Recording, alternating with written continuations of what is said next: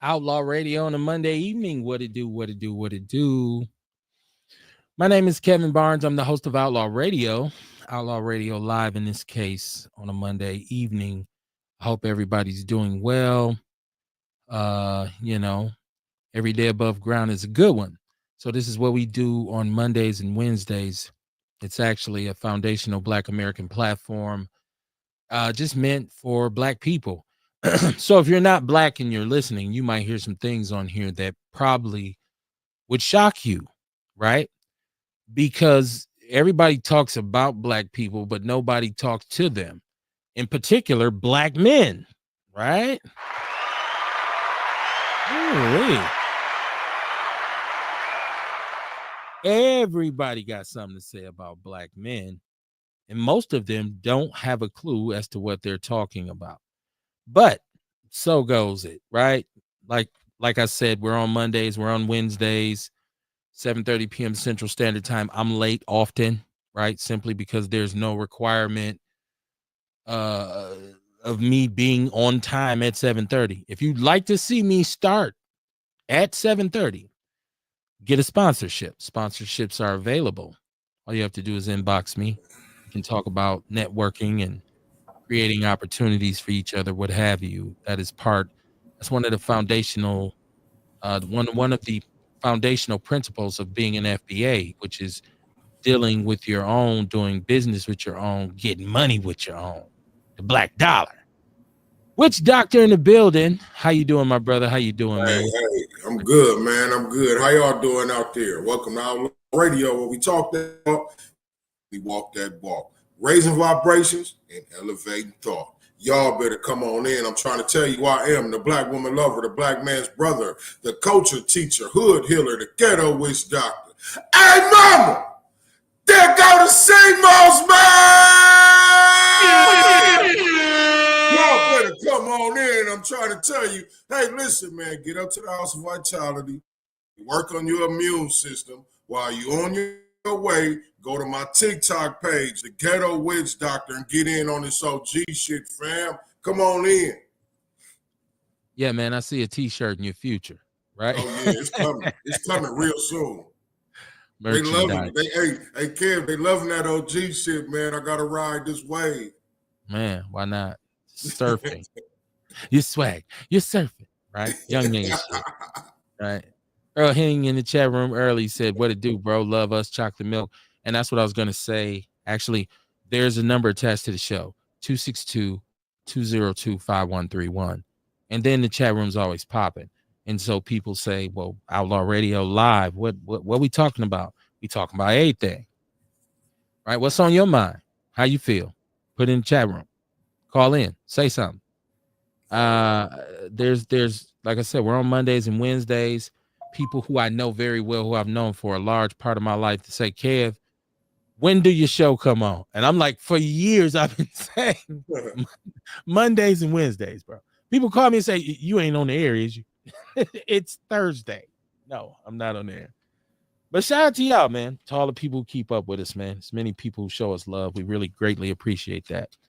Kamar, we got to go through some hot topics. We got to talk about what's going on. We got to talk about what Black people are talking about, right? And so I have to start out this week with something. To me, it resonates with me, and I'm gonna tell you why. This whole Marvin Sapp closed the door. This whole we need $40,000. God damn. Well, hold on. First of all, let me say, I am a PK. I don't know if most people know what that means. That means my daddy was a preacher. A preacher for real, right? Like for real preaching in the church. And I was born and raised in the Baptist church, right? And my mother and my father from down south, old Southern Baptist. I was raised in that. First of all, I understand the business side of church, because to occupy a building and be able to keep the lights on and be able to really serve the masses, it takes a certain amount of money, right? It takes a certain amount of money. Let's talk about this. And so most people who attend the church, especially regularly, are going to tithe. There's a whole biblical thing with tithing, right? There's a whole, the way people who are faithful, who are involved in this life and this and living their lives in this way, they don't mind giving money. They don't mind. They'll donate. It's not robbery. But the initial misconceptions were, and I saw they said he did not lock the doors of the church. Now, I'm not Ricky Smiley. I'm gonna talk about Ricky Smiley a little bit, but he didn't. He said close the doors. But let's talk about being black. Let's talk about being black and being in the church. When the pastor say close the door, that means nobody can down. Nobody can leave. Let's just get that out the way, because we get into semantics. Did he say lock or did he say closed? What was the context, right? So I know for a fact that right now, black people more than ever question the whole methodology and ideology of Christianity the way our grandparents and our parents gave it to us, right? Like people feel like, even Cube said, the devil gave you a slave and the devil made you a slave and he gave you a Bible, right? So there's a lot of connections to how white people gave us that. So it's anytime any preacher, any pastor anywhere says, hey man, give me some bread, people go crazy, right? Yeah, hey man, for me, I've preachers, you know what I mean, do some strong reaches for a lot of money, you know what I mean, before. But I think the problem is when he starts saying, can't nobody leave until we get this raised this much money. Now, but he never said that. I know. Now, when you tell people that lawfully you can't do that. He didn't say that though. Oh yeah, he did. No, if you watch the video, he never once said you close can't the doors. Ushers close the doors. Can't nobody go. They said it was a lady that tried to leave. They wouldn't hardly let her leave. I didn't see that, but I seen the video. I seen the actual video that they put out. He never said you can't leave. He said close the door. So what I'm saying, we get into a battle of semantics in which we know as black people what close the door means, but he didn't say you can't leave.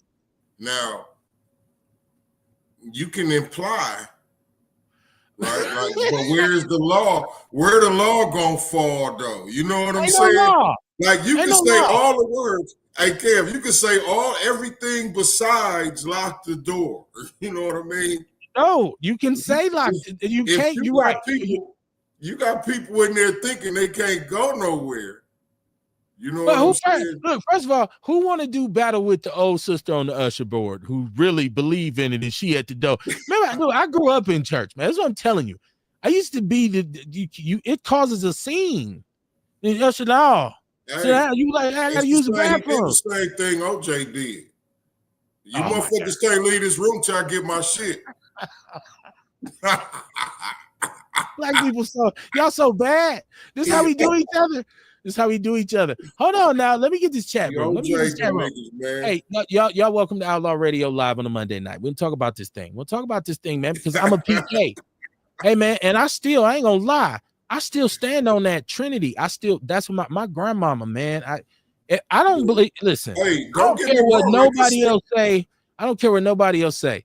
I believe what my grandmama told me. Right. So when it comes to the Trinity, I defended that. I've stood on that when it comes to the church.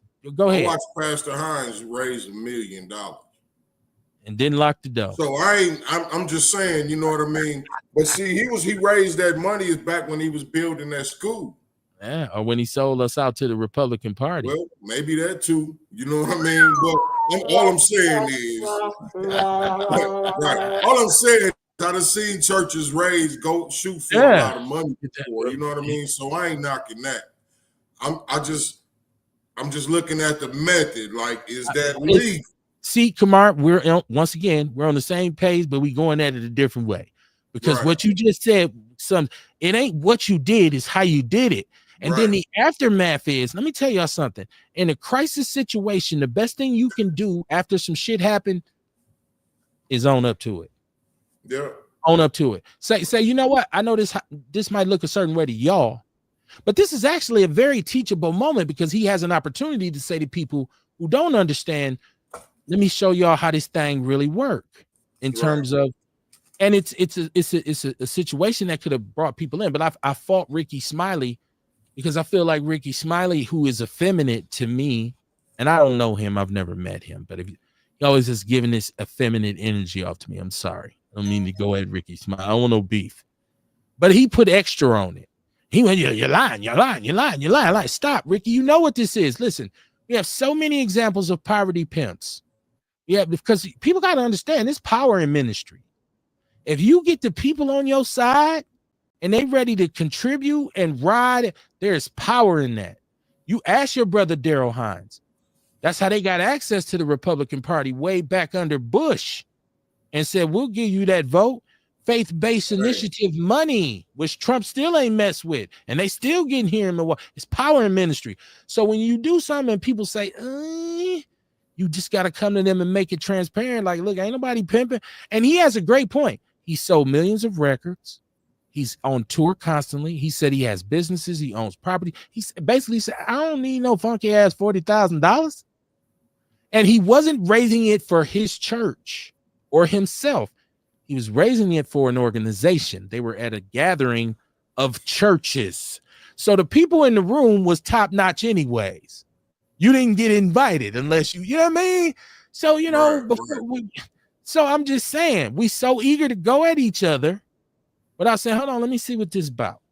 Right. Now, see, that's why I mentioned Pastor Hines, the school that he was building. Because a lot of the times, you know what I mean, we go at them and we don't even know what they doing. Don't know what they're working on. You know what I mean? Like, nobody asked what he was raising the money for. You know what I'm saying? None of all that. You know is he got a Benz. And he said, lock the motherfucking doors, ushers. Don't let them out. They can't go home. That's how niggas say he did it. Hey, that's how niggas say he did it. You know what I'm saying? Black people's going crazy. I heard he pulled a pistol. Like, it's like, no. Hey, man, the funny shit was some of the memes I saw. Oh, my God. He even laughed at one. About them getting around the usher and shit. They was hopping niggas up, like, showing old football highlights. He even laughed about one. He said they put him in the Teddy Pendergrass, the old school picture when Teddy had on the mink, when Teddy was getting bread for the crash. He said, man, but I put the In Living Color with Damon Wayans and the white dude when they used to do the church pastors. I fell for it. Let me go to the chat room, man. Motherfucker said, never would have paid it. Right. And see, that's what I'm saying too. For people who are offended, you got to understand this. Even if I'm sitting in that sanctuary and he asked for that, if that's not what I'm giving, I'm not going to get up and cause no scene. I'm just not giving him no bread. It don't get bad. It don't get bad till y'all aggressive at the end. Like, well, you didn't get no money. Where you going? Then I have to be like, hey, man, it's Capitol Drive time. I'm about to get Joe Atkinson up in here. Here's one part where I felt like it was foul, right? If I'd have been in that motherfucker, like, all my ushers, I need all my ushers to give me $1,000 a piece. I need my ushers, come on up. I ain't saying the ushers, but you know what I mean? Like, he was calling certain groups out saying he wanted a certain amount of money from them. He was delegating. Hey, he knew what the money was. I'd have been in that motherfucker like, shit. Okay, so let me ask you this. Let me ask everybody this. We ain't got no problem idolizing Big Meech and Freeway Ricky Ross and Freeway and Alpo and because they made millions of dollars off crack, they get miniseries. But if a preacher say, give me $40,000 for this ministry, everybody mad. Yeah. That's the kind of world we live in. Y'all, so it's a big deal because the preacher gets some money, but you will make a local nigga a millionaire buying dope from him. Right. And then idolize him and immortalize him in history. He can write books and all kinds of shit 30 years later. Stop it. That's foul. So I'm here with it. If you was there and you gave $1,000, that's on you. That's on you. It ain't my business. I know what would happen if Kev was there and me and Mrs. Barnes was there. I would have gave her the good elbow, like, it's time to smash. And then she'd have been like, hold on, because we both would have knew we ain't giving no G right here. You know what I mean? I'd have been in that motherfucker like. You'd have got stopped at the door by old Sister Judy, boy. And then now you didn't heard the pastor. That's what make it worse. That right there is where it become a problem. That's where, but who wants that problem? I'm in church. Yeah. So Kamar, what I'm saying is that is why he didn't have to elaborate on close the door. He didn't have to say lock it because everybody in the room knew what it meant. You gonna have a problem getting up out of here. That's right.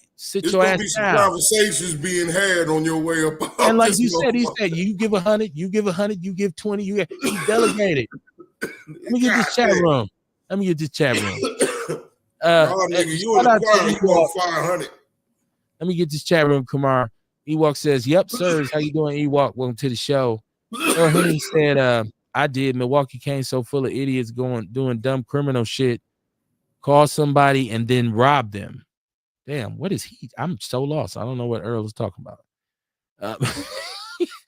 Dion said, man, Marvin Sapp bogus is a motherfucker. Why is he bogus, though? Erica Hunt, how you doing? She said, what up, outlaws? Ewok said, I'm not giving them pimps a dime. Milltown Mikey Davis, what it do, man? What it do, my brother? He said, what up, y'all? Shout out to Brooke Love. She said, hello, everyone. How you doing, my sister? How you doing? Milltown Mikey Davis, he said, what killed me is he told the ushers and deacons behind him that they got to pay up to be there with him. Yeah, he said everybody on this stage because it costs to be here. I mean, but this is inside business. He said it costs to be up here on my stage. That's what he said. He said on this stage. It wasn't his. He said, but he was at a meeting with all the churches. Y'all got to understand this save people business. You ain't get invited. Hey, this shit's still funny. It's funny, but I mean, people are hypocrites. And I just want to point that out. And at the same time, talk about, we talk about predator pimping. Let me get to Mama Jenkins. How you doing, Mama Jenkins? Always love. She said, good evening, my Outlaw family. Time to vote. She said, I'm a PK also. Yes, it do take money to operate a church. But my question is, where did these offering lines come from? 20 to 50, 100, and sowing seeds. Happy to hear your thoughts. Talk about this. Yes, ma'am. We're going to talk about it. I figured out, man, sometimes, Kamar, you got to slow it down. Stop humping so fast. Jesse Perry said, peace, outlaws from the Mile High Income. What up, Jesse, out in Denver? You and Shabaka with the revolutionary agenda and Shabaka's Black Experience Enhanced, no doubt. DeVille Willis, how you doing, my brother, out in Las Vegas? Some of them dispensaries out there in Denver. Q Love out in Vegas hollering at us. Ajamu Butler, he said, outlaws, what it do? What up, Ajamu? How you doing, my brother? How you doing? Peace, bro. Peace. Mr. Hill the Hood himself. How you doing, my brother? How you doing? Earl Henning said, yeah, he raised more than that. He just said $1 million. Mikey Davis, Milltown. He said he wanted the door closed for security reasons, which I don't believe. He did say that. Once again, here's damage control. Listen, this is coming from a certified professional life coach. Here's damage control. Right? You can either be really you could be really emotional about the situation, or you can be very logical and say, I get why people see, this is called seeing it from both sides. Kamar, you help me out with this. I get why people would be upset, but this is a teachable moment. Let me flip this shit. Look, y'all, listen. I'm not a thief. I'm more than financially stable. This video is a year old, and it's just a snippet. The context is way off. If you really want to know what we're about, I'm going to put our link up for our website, and you can come to any of our churches. I'll be at this place. Matter of fact, I got a song. I got an album coming out. Come on, I would have took advantage of this to be transparent instead of trying to, and then there's the security. And then stop it. You got caught doing what is done in the church. Listen, I'm going to tell a personal story. Shout out to my wife. My wife is very religious. If you know me, you know her. She's very religious. And when she came here, one of the things was she came here from Minneapolis or the Twin Cities. She wanted to find a church home. So, Kamar, it was my duty to go to different churches with her. So until she found the one she wanted to go to. And I was in a service where I seen a dude put a cape on like Prince and sit on a throne. and say, I got some tax problems. I need for y'all to kick in. It was super pimpish. And I was tripping. Like, yo, he didn't say close or lock the doors. But people brought to the storehouse. You feel me? Like people was coming up there like, oh, from this part of the church, here's 800, here's 9. I said, wow. But I ain't giving nothing. And my wife didn't join that church. We just left. It wasn't no, you know what I mean?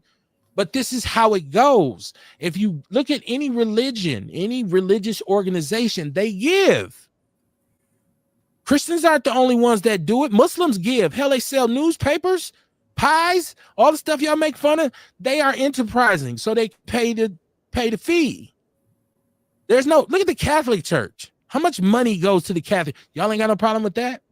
Y'all ain't got no problem with the Catholic Church, and they've been convicted and exposed for molesting children for years. Pedophilia is probably a minor, but you mad at Marvin Sapp. You mad at him, though. Come on, man. It's bigger fish to fry. Let me go back to the chat room. He said I'm still putting everyone on. You know, I remember a while back when I used to go to church. It was a pastor. I don't know where it was. I was listening, but he was like, you know, when you in church, you go to church and it's your duty to do your tithes. That's between you and God. He said, don't even worry about what the pastor getting. You know what I mean? Because you doing what you supposed to do.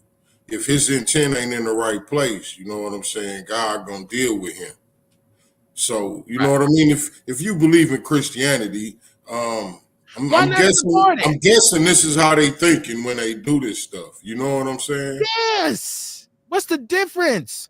Look, I sell pies. You like pie? Buy pie. I still say that shit look funny. You know what? I don't think it looks funny when we are in the uproar about that, but ain't nobody saying nothing about the $200 million tax revenue that was generated by the people in Milwaukee, and 90% of it was given to city pension money. You more mad at Marvin Sapp. Right. You mad at Marvin Sapp, but you ain't saying shit about this. Man, if you don't go somewhere, come on, man. It's egregious, right? This is preposterous. It's ludicrous. Niggas figured out a way to pay themselves out of our pocket. Right. In a year. Yeah. In a year. One fiscal year. Ewok said it's all still he said it's still putting everyone on the spot. Mind manipulation at its finest. It is. It's game, man. Jesse Perry says shame on Pastor Marvin Sapp. I'm not saying shame on him. If it was for him, if the money was going to him, he wasn't trying to get the money for his pockets. Now people say, Kev, you don't know. He probably got a cut. I'm sure he got compensated for his appearance, which he should have. Why is it we want to be hustlers, but we hate to see somebody else hustling? Come on, man. You got to love the game. It's hard, but it's fair. Now, if you don't give him no money, see, it ain't your business. Come on. See how unhurt I am by it? Because I ain't give him no money. Right. Sure. If I'd have gave $1,000, I would have been looking for something. Like, I ain't sent me no brochure or nothing. Erica Hunt said that's the kind of world we live in. This is Jesse. He said he didn't say what the 40K was for, Kev. It was for the ministry. It was for that organization. He actually speaks about this organization being a group of individuals, whatever it is. They helped him at one point when he was coming up. You know what I'm saying? And so he big out. Now listen, once again, I'm just saying, start seeing things from both sides of the spectrum. Don't be so one-sided, especially when a lot of this was being pumped towards us by the mainstream media. And I don't care what you are, preacher, pimp, killer, gorilla, whatever you are, the mainstream media is always going to try to tear a black man down. If he bad, they're going to make him badder, right? If he's good, they're going to make him bad. If he's bad, they're going to make him badder. And if he's badder, they're going to make him worse, right? We always get vilified. Ewok says, dope man gave you something for your money. Hey, man, well, once again, you get out what you put in. T.R. Arthur said, good evening, Kevin Kamar and the whole Outlaw family. How you doing, my sister? How you doing? Earl Henning said, kidnapping without a gun. I think y'all mixed up in the semantics. Erica Hunt said, "What's the need for money? What was the need for money? What do we got to put the books of the church out there? Either you giving or you ain't. Y'all want to have this nice get together? You don't know what kind of weekend this even actually was. They probably ate well, stayed in fine hotels, had things set up, workshops. It probably was a real fruitful weekend. You don't know. It take money to do these things, right? You ain't mad at politicians for dealing with special interest groups and lobbyists so they can run a campaign of lies and you get them money. Are you mad at Marvin Sapp? Never should have made it. You heard what he said. I never should have made this money. Now I'm out of control. Shame on me. That was a bad job. Mama Jigga said, it's better to give than receive. Favorite song. You can't beat God given no matter how hard you try. That's one of them old Negro spirituals. Old motherboard used to sing when I was in church.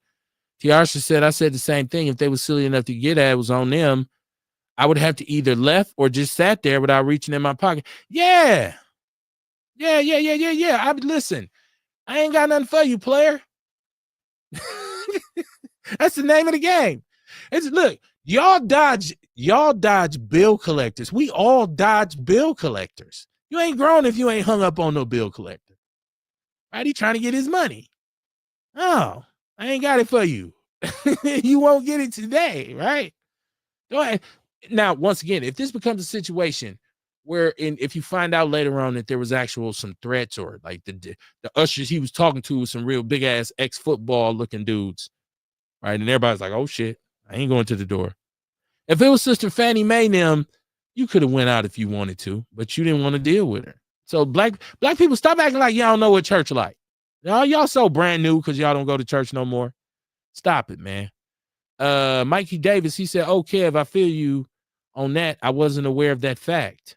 Yeah, see, once again, this footage is a year old, and this came from him. He explained it.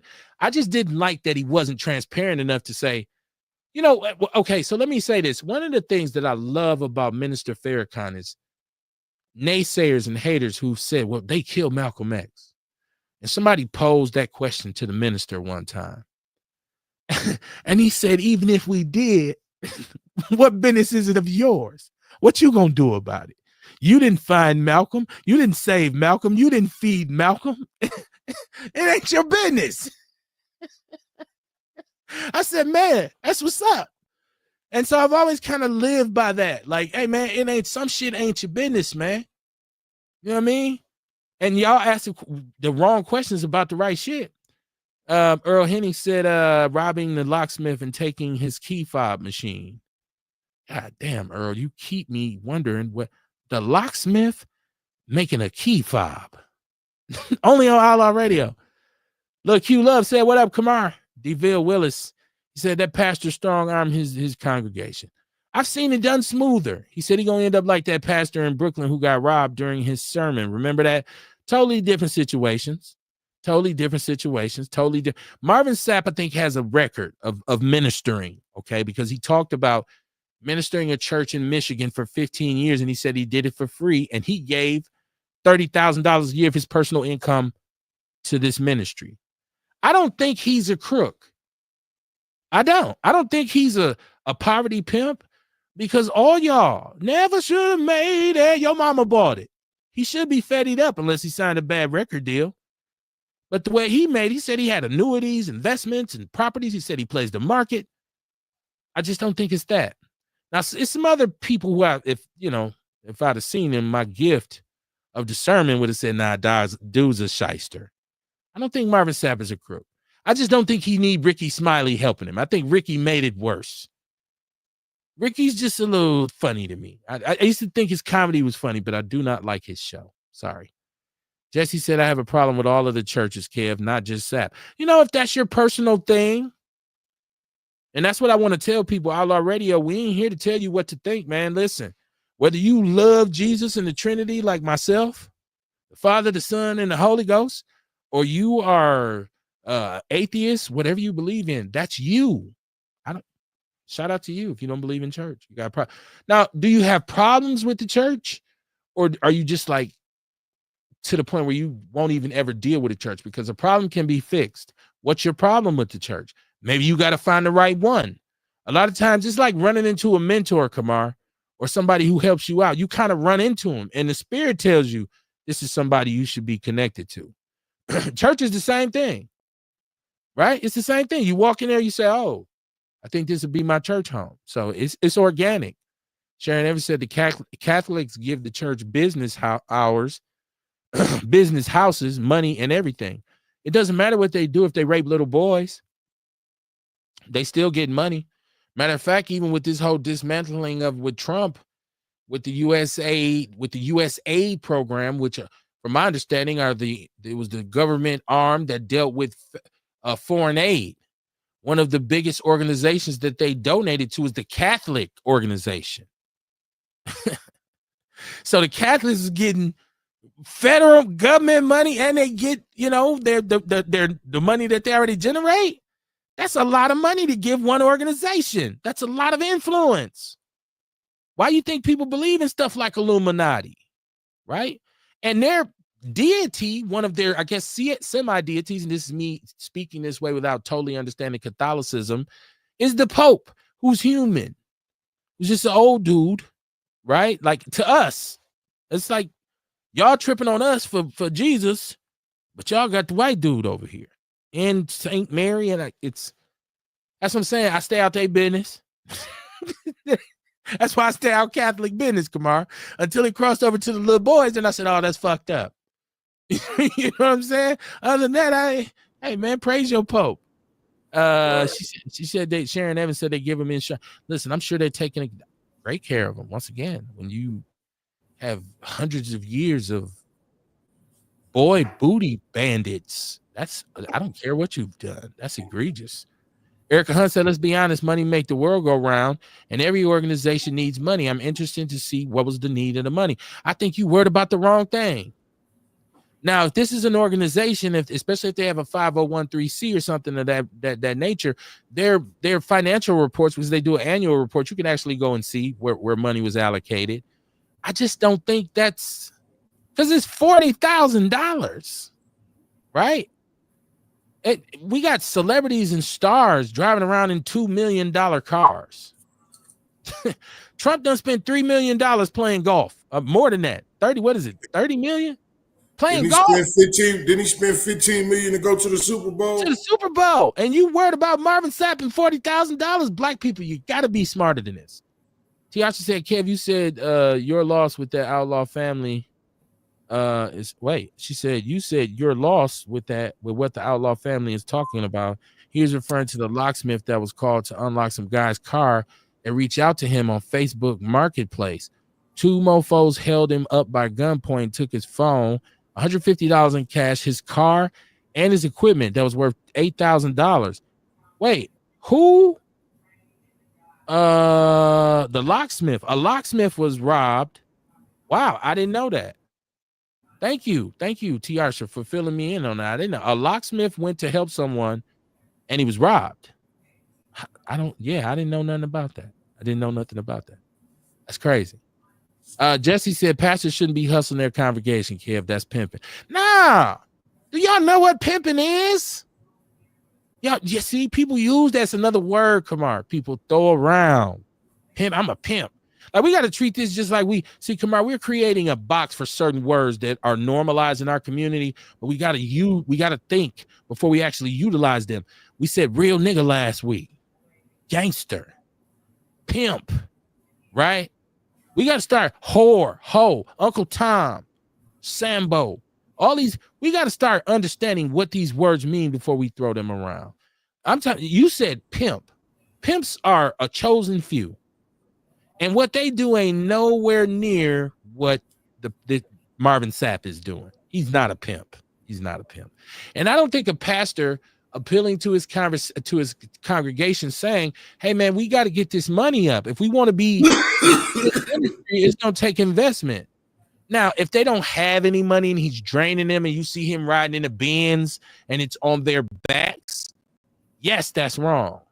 But if he's a blessed man who already has money and he's already financially come in and he take over a small congregation, they say that's prosperity preaching. But maybe there's a need for some of that too. You got to listen, you are who you hang around, right? So if our leader is a successful individual who's been blessed and fortunate enough to get money, I'm more liable to take advice from him than I am if the nigga was riding a bike to church. Not sometimes that preacher is the one too. He can go from a bike to a Benz. It's all kinds of intangibles, right? He said in the videos I seen, he didn't say what it was for. Why does he have to say what it's for? Because it's for church? Why do we got to say what it's for? If he said it's for this ministry, that's what it was for. Erica Hunt said it's another distraction. Get out and vote. Yes, get out and vote tomorrow. We talk a lot about those judges that we don't want. Trump's judges. See, Elon Musk came here and went to giving out millions of dollars to average white people. Tomorrow's an election. I'm going to talk about that in a minute because I'm going to talk about the candidates. Beauty Waddington, she said, hey there. How you doing, Beauty? How you doing? How you doing? Jesse said, we need to audit all these churches. Once again, why are we starting with churches? Why do we need to audit the church? And I live in a city where the housing authority here robbed the federal government and the city. Both of them. The public school system here has a $1.5 billion budget, and they just got a $252 million referendum passed. Our mayor helped initiate a tax increase, which was, I believe, 2%, which in its first year over-earned in excess of $200 million, and 90% of that money was allocated back to pension funds for Milwaukee City employees. And the rest of it went to the Fire and Police Commission. But you want to audit the church. And some of y'all don't even go to church. It ain't your business. You want to audit the church. Come on, man. We ain't thinking right. Get your mind right. Stop it. If them people want to get together and say, hey, we're going to raise money and do something positive with it, let's go. If they get together and it's fraud, it will all collapse. How many stories do you see if you watch these crime documentaries about preachers or people who use religion to build up these whole, and it all failed? They got caught up. Jimmy Swaggart and all them there. What was the boy, Tammy Lee? Man, I didn't watch the documentaries, man. Y'all stop it, man. Man, God is real. Y'all better start believing in something or you're going to fall for any damn thing. I'm just going to tell you that. Let me see. Marvin Sapp, this is him. He's saying Marvin Sapp should have been a pimp or a gang enforcer.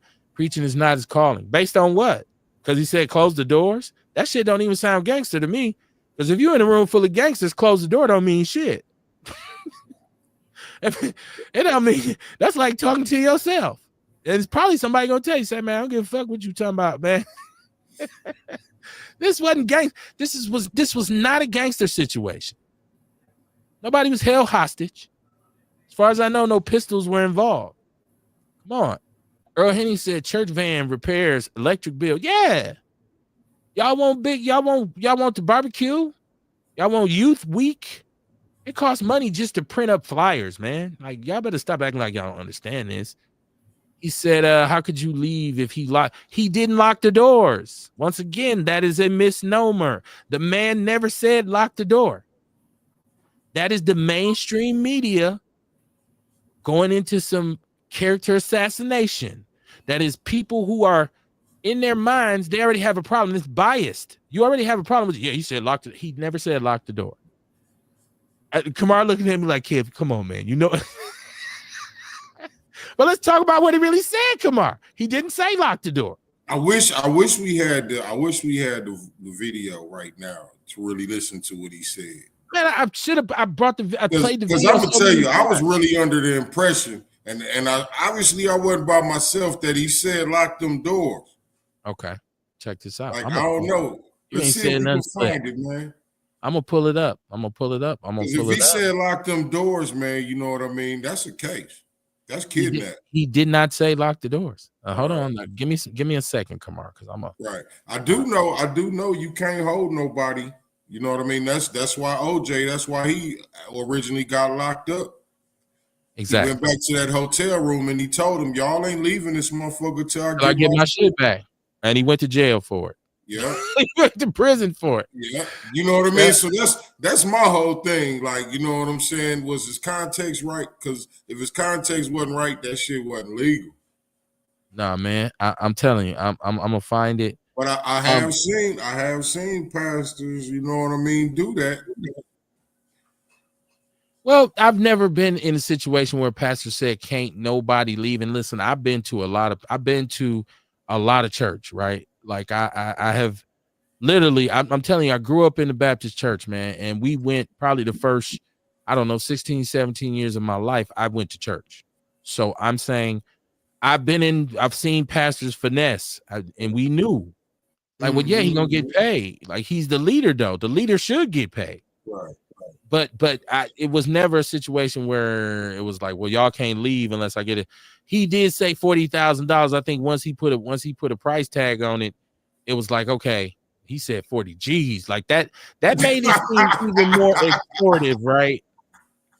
That made it seem more extortive, right? I will then start talking. Hey, look, and then he start telling them how much everybody was finna pay. Like he telling them how much they gonna pay. Well, see, that's just the thing, Kamar. Like, I feel like if he just says, okay, I know it looked funny. Like, if he's just really transparent about it and been like, man, okay, I see what y'all saying, but let me straighten it out for y'all. Let me just own up to it. I just felt like he just wasn't. I just felt like he didn't really say, okay, all right, this is what this was about. Let me see if I can pull this up, because T. Arthur just sent it to me. I'm trying to pull this up. No. That's not it. I have to find the video. If I can get to the People's News Network. But yeah, man. So I don't think, I'm not mad at this dude. Like, I feel like people get mad. Like, we be worried about. I ain't mad either. I'm just having. Yeah, it's funny. It's funny because it's like, okay, here's poverty pimping at its finest, right? That's what makes the shit so funny. But yeah, normally, if I was ready, y'all caught me off guard tonight. I'm gonna take that down. If I find it. You know what I'm saying? But yeah, man. Once again, let me know if you can hear this, Kamar.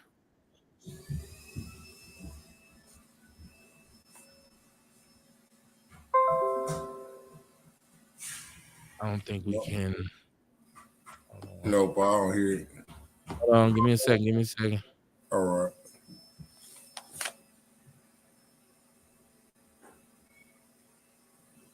I think I got it, y'all. Can you hear the doors? It's 1,000 that's watching. Yeah. This is a small seed. If I get 1,000 online to give this, if I get 1,000 in the sanctuary to give this, that's $40,000 tonight. Now, everyone up here, we've all sold and seeded. And here with me, to plant a seed of $100. Because again, it costs. My bad. What's going on? And this is what I need you to do. If you're giving electronically, come on.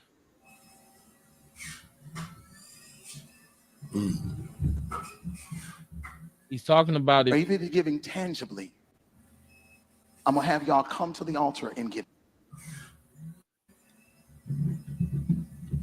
Come on, because I need to see 1,000 people moving. Bring them baskets. I want the baskets up here. I want to see the folk. Y'all start moving. Y'all can bring it right now. Come. 1,000 people need to give $20. 1,000 people need to give $20. 1,000 people online need to give $20. This is easy, saints. And they understand the cost that is involved. There's 1,000 of you. I said close them doors. Ushers, close the doors. Close the doors. Close the doors. It's 1,000 people trying to leave online. This is a small seed. If I get 1,000 online to give this, if I get 1,000 in the sanctuary to give this, that's $40,000 tonight. Now, everyone up here, we've all sold and seeded, but I need everyone standing up here with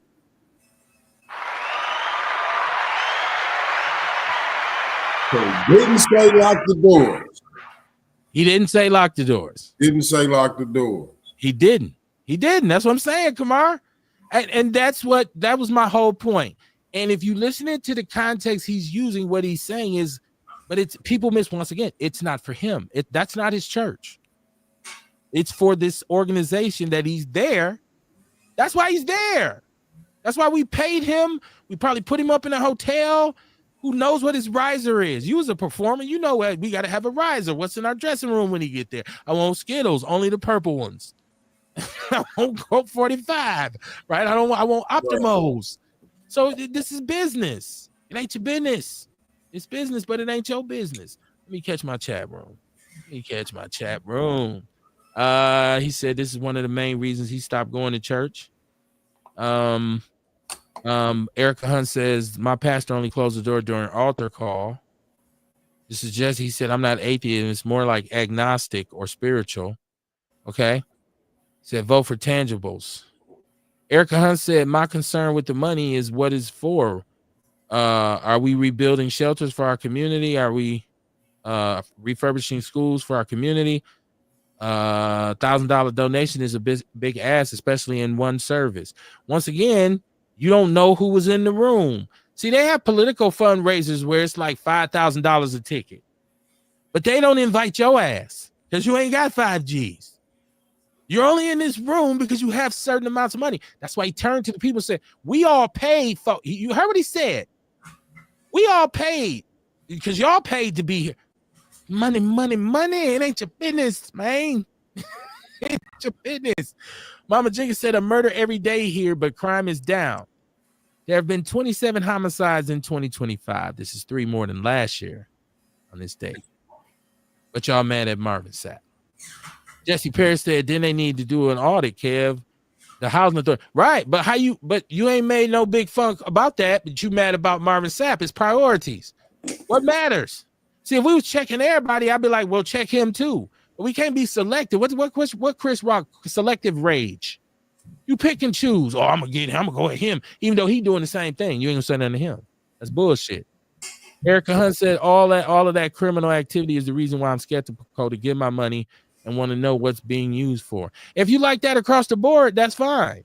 You should be like that across the board. You should never give blindly to anything. You should know what you're donating to. Not just church. But you know, you get blessed off of your intent.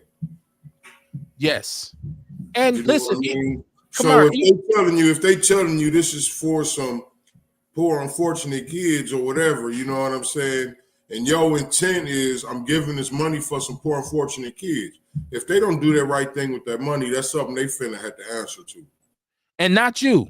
Right. So if you gave that money with the intent for it to do, the blessing's still coming. You're still straight. You're still straight, right? Like it's like, nah. He said, just as Jesse said, I want to audit any organization or charity that's stealing from the people, Kev. I'm thinking very right. You just want to make excuses for the church. Am I making excuses for the church? I don't have to make an excuse for church. I don't have to make an excuse for church. I don't got to make an excuse for God. What you talking about? What I'm telling people is see things from both sides and deal with the facts. We just played the video. Kamar, did he say lock the door? He didn't say lock the door. Did he say can't nobody leave? He didn't say you can't leave. What he said was this is what we need. Hey, but when he said close the doors, he was serious. God damn it, I feel like I can't leave. Yeah, Usher, close. He looked at me when you got to say it twice in your voice. He said, close it. Like those. Hey, I wonder what was going on in the back of the church, right, when he did that part. I'm like, was niggas trying to leave? You know what I'm saying? Here go the time to go. Go back and sit down. Right. So once again, even from us examining it from a grown man perspective, you see that just watching that video eliminated a lot of the sensationalized shit you heard about it, correct? Because people made it seem like he was on some, yeah, motherfucker, you know what I'm saying? You understand me? Yeah. Niggas say you pimp. Yeah, baby. You know what I'm saying? Yeah, y'all ain't flying if y'all ain't buying, bitch. Yeah. Right. I'm feeling you with everything, but you know what I mean? It's just that close the door part. Like once again, I close the doors, Pastor. It's hot in here. Once again, I've talked about the fact that we all understand what that means. It's like when somebody say, it's like when somebody say, you understand me, right? When you get somebody give man, say, man, you understand me? You're like, oh shit. We all know what that means. We're black people. That's what I'm saying. I'm not making an excuse. I'm saying a lot of us are worried about the wrong shit. Because first of all, if you didn't get no money, if your grandmama didn't get victimized, nobody in your family got victimized. Right. I just feel like it looked like he was finna say, close the motherfucking door, nigga. Right. Right? Motherfucker. Like he was gonna get off the mic. Nigga, you heard me. No, hold on.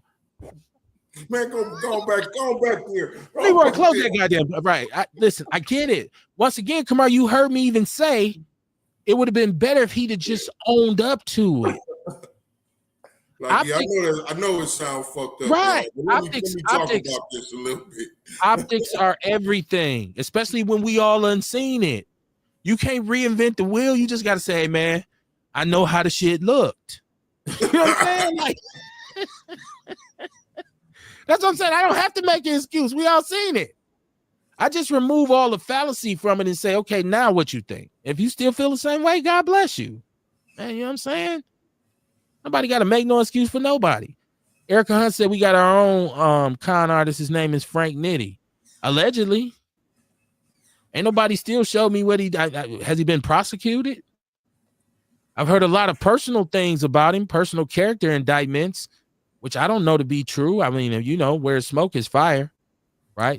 Kamar, we say that all the time. If a bunch of people saying there's probably some truth to the shit, but legally, what he was charged with, remember, he was arrested and charged, he was exonerated by a court of law.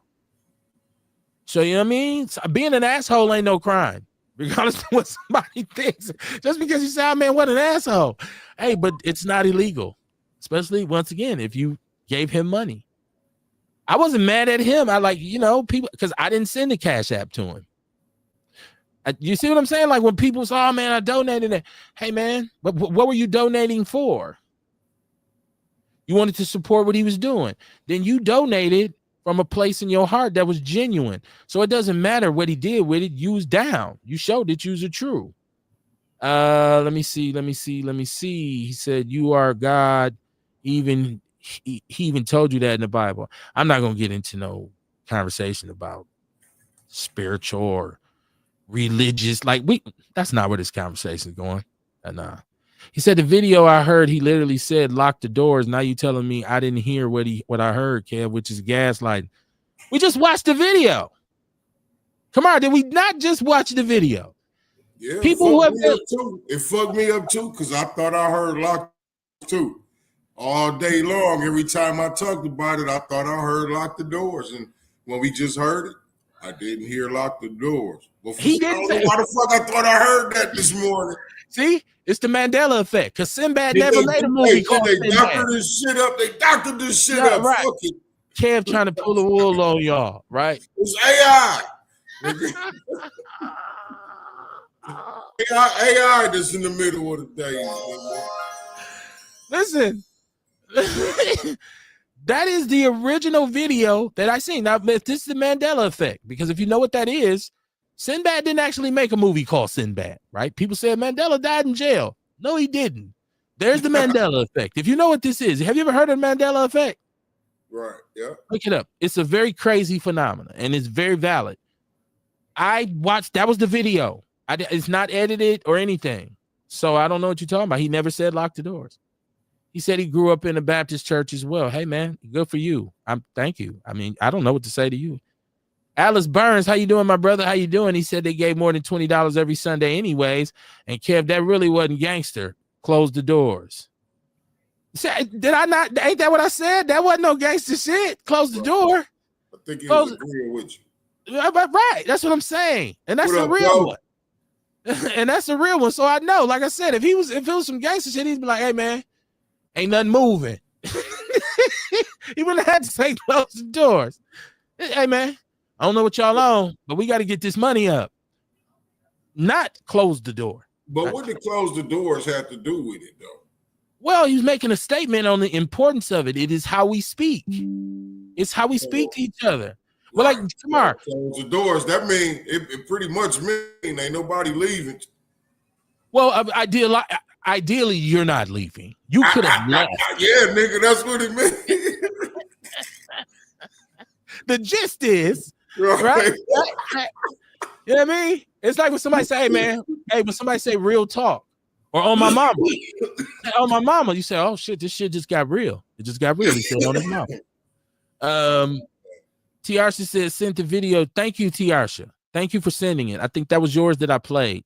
Said all he said was close the door. There are 1,000 people that can give $20, and the ones behind me can give more. He said, you got to play the full video. This is just clips of it. That was the video. She said, your flip phone is goofing up. No, it took me time to get it loaded, Tiarsha. Damn. She said they could have left.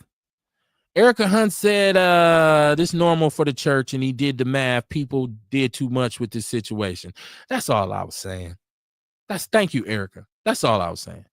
It ain't that big a deal. It's bigger shit that we should be focused on, Kamar. We on the precipice of an election tomorrow. They care if you're right, but me being a content creator, I'm having fun with this. Yeah, do that shit. That's what I mean. Like, but you're right, though. Well, so I guess this would be considered counter content, right? Right.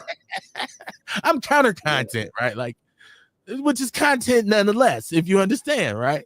Once again, people got to understand how this shit flow. 360 degrees. Jesse said, I'm checking all of that. No selective outrage here.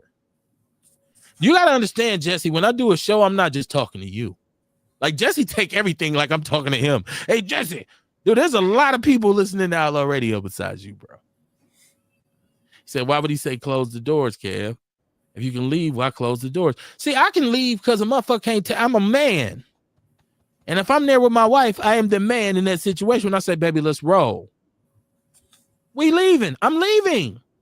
The way you stop me is get in my ass. No Diddy. You got to beat me down. I did a video about that, man. I'm finna send it to you. Okay. Yeah, okay. I did it that day. I'm see if I can send it to you. Erica said he only asked for $20 per person. Some of y'all spend more than that on OnlyFans.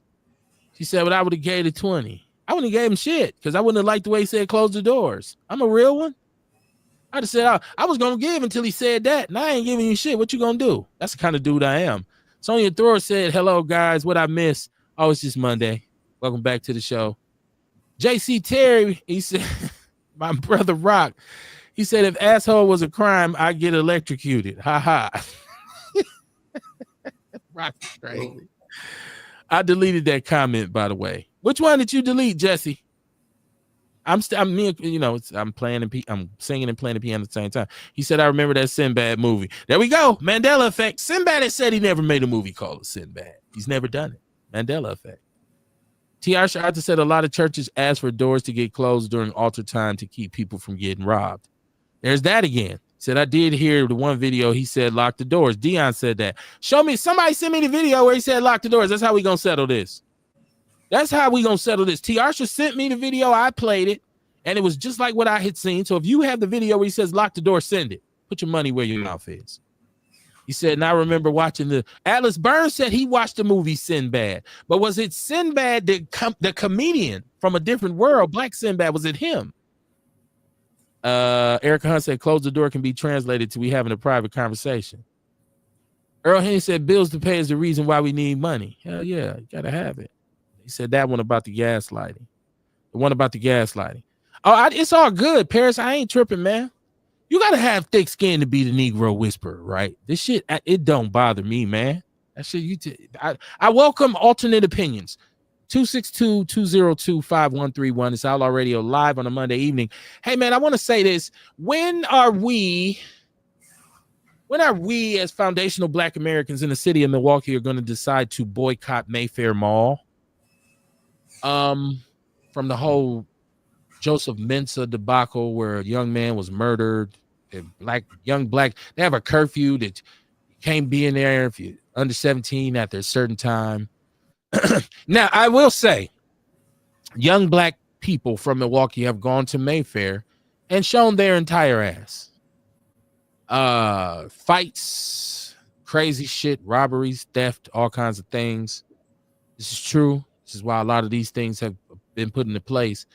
But this latest one, in which they said there was a fight, and then the security at Mayfair has a canine that locks onto a sister's foot. This footage is in the People's News Network. Security. First of all, why do you bring a dog out? If there's a fight, they bring these dogs have, listen, there's no place, unless it's a drug sniffing canine, in which I understand the usage of it, but there's no place for dogs in any situation with law enforcement. They shouldn't be allowed to chase individuals. They shouldn't use them to track individuals. That is some slave shit. And most of the time, like there's another video where it was in Florida for Daytona or something, spring break, and the dog was going so crazy, he ended up locking up on the white owner. Get rid of this shit. Get rid of these damn dogs, these Gestapo-ass German Shepherds. But more importantly, let's show Mayfair Mall how we feel. And I know people are going to say, well, Kev, them young people shouldn't go out there and act a fool. Well, but you make money off of us, so your security protocol should be a little bit better, perhaps.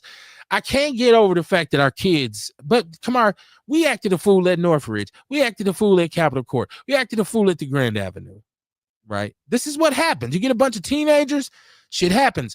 I say it pays to be proactive as a security to say, hey, man, we know when the traffic comes and all this, let's be in key positions, da-da-da-da-da. But the fact that you got German Shepherd attack dogs, and we talked Joseph Mensah killed the young brother, and they just that was a motherfucking Belgian Malinois. Them motherfuckers worse than German Shepherd. Is that what kind of dog is it? A Belgian Malinois.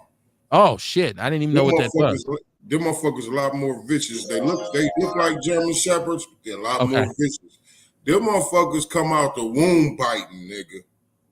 They come out the womb. They come out the womb damn near hanging on your pants leg and shit. And I'm sure they cost a lot of money. Yeah, they do. They do. And so if you got the money to about $2,000, $2,500 a puppy. Upward. And we talk about smart policing is utilizing the police that you have. Why not have a satellite police station in the mall? You feel what I'm saying? And then security can defer to them in situations where an arrest has to be made or somebody has to be detained. Well, you say that, but then we talk about Wauwatosa PD with Joseph Mensah, who killed the young brother. What's the young brother name? He was just on trial. And they got a hung jury for murdering him. Shout out to Claudier Motley from when Claude got shot, because he had reached out to me about some stuff a couple weeks ago, and he told me his wife, who was an attorney, was actually working on this individual's behalf. Let me pull this up, because I want to say this young man's name. His young brother, they got into some whatever at the mall, and we know Joseph Mensah, who is the killer cop from Wauwatosa, who also killed the young brother in the park. Let me see. Okay, let me see. What's the young brother? What's the young brother name? Man, I'm looking at Claude's. He sent me an inbox about some people in the People's News Network for some trolls, and he was telling me about how they have plants on Facebook. Oh shit! Here. Take me so long to get through my phone, y'all. I apologize. Alvin Cole. Thank you, Mama Jenkins, in the chat room, just as I said it. Yes. Yeah. Earl Henning said we talking about the same city that has fried chicken and watermelon parties.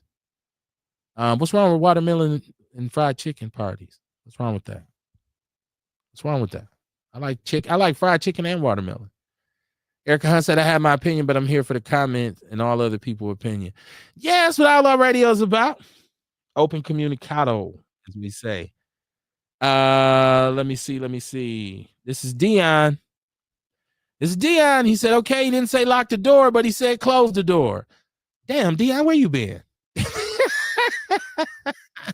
We established that shit a long time ago, Dion. And that's what I'm saying. Listen, we all know, once again, and I just want to touch on this and move on, because I want to talk about Wauwatosa. I want to talk about Joseph Mensah. I want to talk about Mayfair. We know what the insinuation was, right? We know what he meant. Ain't nobody stupid. We know what he meant. So close the door, especially with the way he said it. It got real. Close the door. But I think this is their business, and I think this was a room full of people who chose to attend an event, and I think they're of a certain tax bracket. I don't think this was him with a church full of poor people demanding. See, that's what what people want to believe, that he had a bunch of poor people in a hood church, and he told them, y'all can't leave until y'all give me $1,000. That's not what happened. It's not what happened at all. He had people watching online. That would be like me asking people to donate to my Cash App. I never put it up on here. It's on the bottom of the screen. I'm sorry. But I don't demand it to, send me. I wish maybe y'all should send me $20 goddamn dollars. Everybody send me $20. Fuck it. Close the door, Kamar. Close the door. Erica Hunt said Jay Anderson. Jay Anderson did, yes. Joseph Mensah, Alvin Cole, and Jay Anderson. Yeah. And he shot a third individual who I guess had mental health issues that was outside with a samurai sword or something. Now I think he's like a deputy for Waukesha County or Kenosha County. I'm sorry, not Waukesha, but Kenosha County. And they just had a trial for Alvin Cole, and the jury ended up hung. It was hung. That's Wauwatosa. Wauwatosa still has legislation on their books where blacks can't own property. They say we don't enforce it anymore. It's still on the books. It's a racist enclave, right? And as an old square now, I've been in that mall and I felt the tension from these these security guards, and even some of the buck dancing black dudes. It's all about conflict resolution, man. I would never doubt that my son or daughter would never do something, but what I have a problem with is people who are paid to protect or prevent this when they are egregious with their duties, and my son or my daughter ends up hurt. And people say some shit can't be avoided. Well, it is what it is. No, Joe Acevedo was choked by the cop. I can't remember no, it's not Joe Acevedo. That was a whole different thing. He said it's Waukesha County. He's a deputy in Waukesha County. Thank you, Dion. Waukesha County. Waukesha County. I thought it was Kenosha County. Okay. So yeah, man, boycott Mayfair. And that's hard. That's easy for me to say, Kamar, because I don't shop in malls anyways. Right. I'm never, the mall ain't got nothing I'm gonna wear. I'm gonna go to Foot Locker and buy a team shirt. Hey, did you mention that she retained B. Ivory Lamar? I didn't. Has she retained B. Ivory Lamar? Yeah. Okay. Definitely retained. Fun fact: B. Ivory Lamar was on our show one time. Definitely was. Definitely was. Because he was involved with the Joe Acevedo thing, and that's what he was on here about. Yeah, man. That's what made me remember. That's what made me remember when I read it. Shit goes deep on Outlaw Radio. Damn, had some of everybody on here. Some of everybody. Let me see what else we got. Because let's get to a little Trump stuff. Got to get to some Trump stuff. The movement to restore all of the racist monuments that had been taken down. What I'm noticing is a trend in saying, like, it's dual talk. It's talking out the side of your neck. Because on one hand, they're saying, hey, we're going to repeal any kind of legislation that had to do with anti-discrimination or racism. We don't want to talk about slavery in schools. We don't want to talk about critical race theory. We want to talk about any of that. But let's put the historical figures that were deemed racist back up. Ain't that the same thing? Ain't that the same as we're going to tear down Black Lives Matter Plaza, but we're going to put up a new Civil War general who murdered a mass amount of people somewhere on a statue back in the park. That is dumb as shit. Like, but that shows you why Trump is a racist, why his whole regime is racist.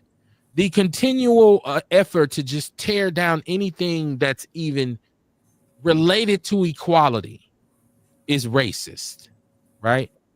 The fact that, you ain't coming straight at us, but you just chipping away at us, Kamar. I feel like we stand on the island that's eroding slowly. Remember what I told you. I said, man, they trying to nip at us to get us to revolt and start protesting and rioting and shit, man. So he could throw a whole bunch more bullshit in the game. Yeah. That's what they doing, man. You know what I mean? So, like, I've been seeing a lot of posts where people be talking about, listen, don't fall into that shit, because ain't none of that shit got nothing to do with us anyway. You know what I'm saying? And whatever, you know what I mean? He ain't really doing nothing to us, so just chill out, relax, keep doing your everyday thing. You know what I'm saying? And we've kind of said that on the show, but I want people to know it's a slow drain, and it's coming for us. It is coming. It's a slow drip. And so at first I was kind of saying that. I was really, because I was watching and I was trying to peep on all fronts, like where is it coming from? Where's it coming from? And then I started to see, well, it's a war of attrition. You're trying to starve us out. Yeah. Right. You're attacking things that are, because the DI thing was a shot in the wind. The segregation stuff to me was a shot in the wind, because I know that functionally it can't work. Mm-hmm. It can't work. You can't reinstitute 50s and 1940s and 50s segregation like that again. You can't do that. It won't work. It'll kill a business. It will kill your businesses.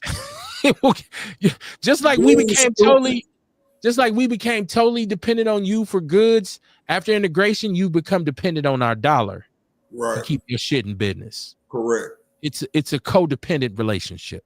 Correct. But when I see you talking about, they just don't want to acknowledge it. No, but they'll learn the hard way. Walk around and find out. Fafo. Mama Jenkins said, we protest Mayfair, but our people still go there. This mall is racist. A man named Antonio Gonzalez was also murdered by that killer cop. I believe that's the individual who had the mental health issues and came outside. He was outside with a samurai sword and Mr. murked him. You're right, Mama Jenkins. And I remember years ago when there was an incident at the Cheesecake Factory in which a sister was in there and she was done bad. And this is one thing that I say, rest in peace to the general. When things like this happened, we spoke out about it. The sister was in there. She was harassed by a white dude, like one of them old white dudes. And he went in on her and nobody stood up for her. They said, and she was crying like, he called me all kinds of names. I think they ended up actually asking her to leave. And we said, fuck going to the Cheesecake Factory. Shit kind of blow over. Man, the parking lot is full. And a lot of black people consider that a spot. I love Cheesecake Factory gumbo and all this shit. I remember telling my daughter and my wife years ago, we're not ever going to Mayfair again. And so my wife was like, well, we drive past Cheesecake Factory now. You and your woman, come on, you out riding looking for somewhere to eat. And she'd be like, well, I was finna say Cheesecake Factory, but I know you ain't going there. You're right. I haven't spent $1 there since. Right. And that's been over it's 7-8 years. Erica Hunt says boycott fighting in the malls. Absolutely. Yeah, that's it. Yeah. That's why I said our kids, but I can't call it kettle black. We was some fighting motherfuckers growing up. We was fighting everywhere. Shit was getting up. The palace, the gold mine. Everywhere. So yeah.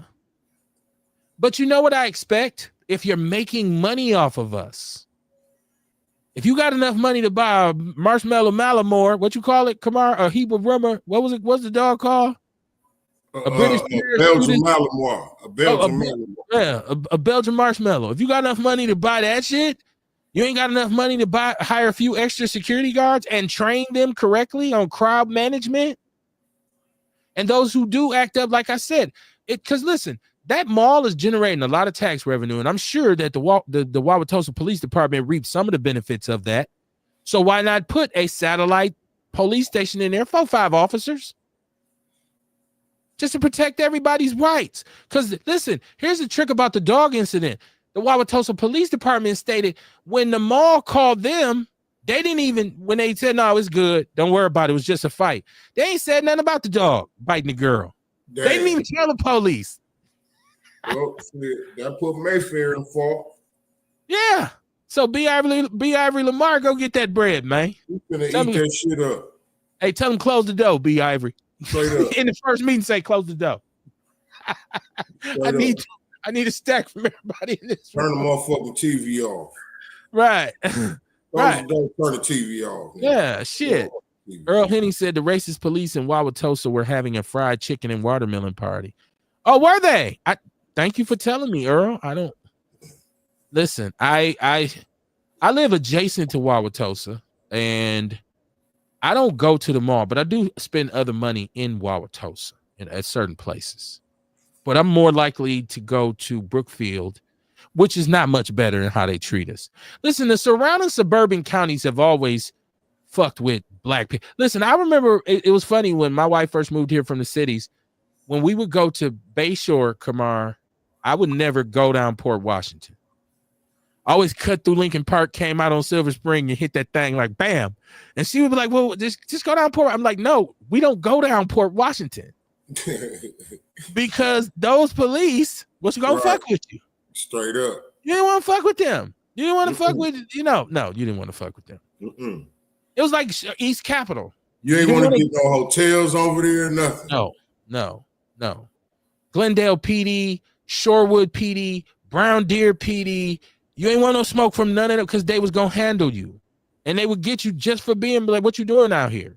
I'm going to the motherfucking mall. What you think? You know what I'm saying? Like, so I just the way shit has been historically here. She said, this is Tiarsha. She said, why is it cool that the Klan leader boyfriend can pay people to vote for a certain candidate? Because that's what politics is. And if you don't understand special interest groups and lobbyists, Kamar, I don't know how long I've been preaching this about the structure of politics. You think your opinion sways a politician? No. The campaign contributors do. The special interest groups, the lobbyists in Madison who are there more often than not, working and leveraging lawmakers and influencing them so that they can have loopholes and be able to give people things and do favors for them. That's what the game is. That's what it is. Why don't we have any black special interest groups? Why don't we have black lobbyists in Madison? Why? Y'all answer the question. I really don't know. Y'all answer. That's why he's doing it. That's why Elon Musk is passing out random $1 million checks to white boys who are affiliated with the Republican Party.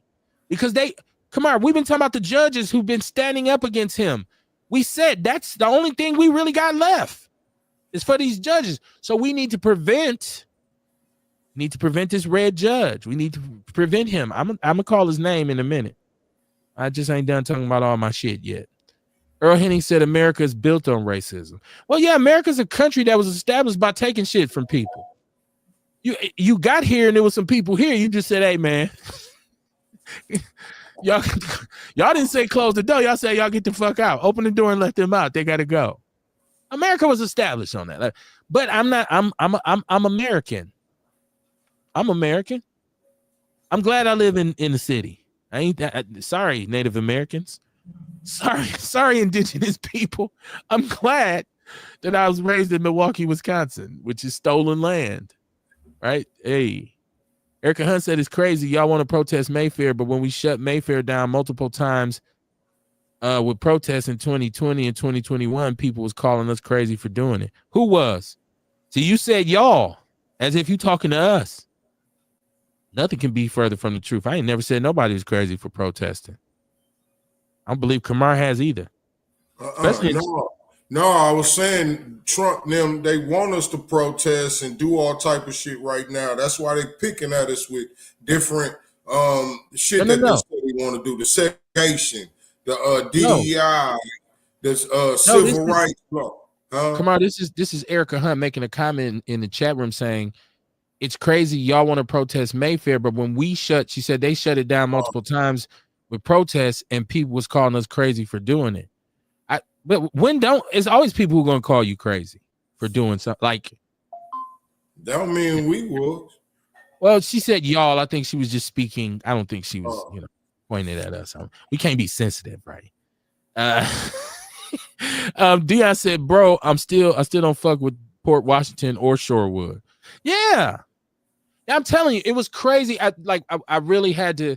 It was the first time that I had really been cool with somebody who wasn't from here, who looked at it. My wife thought it was insane, right? And she was like, dude, you go certain ways to avoid police. And the trick was, Kamar, I didn't have driver's license. I was driving with no L's.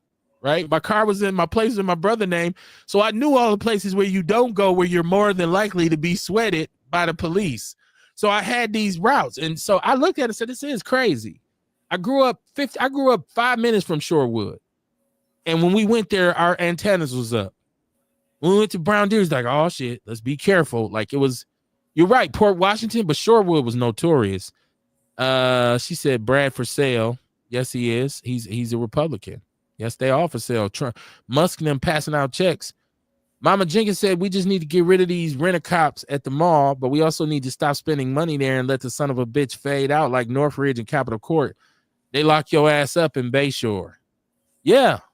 You got to have the right situation. You're gonna get the money. You got to proper preparation prevents poor performance. Earl Henning said Milwaukee, Wisconsin. I mean, it's 86% white in the state of Wisconsin, but this city is 44% black. We got to start acting like it. Man. I do want y'all to vote. Like I'm going to vote tomorrow. I'm gonna talk about these candidates for a minute. Let me get them pulled up because I want to have the right information about the candidates. Pull this right up on my little thingy thing. April 1st, election in Wisconsin. All right. And so when I looked at these candidates, I said, once again, I'm nonpartisan because we got blue and red. We got the two-party system. When we talk about what we're voting for, I think the key thing here is to vote for the Supreme Court. If you don't understand, I guess a lot of people may not understand how our court system works.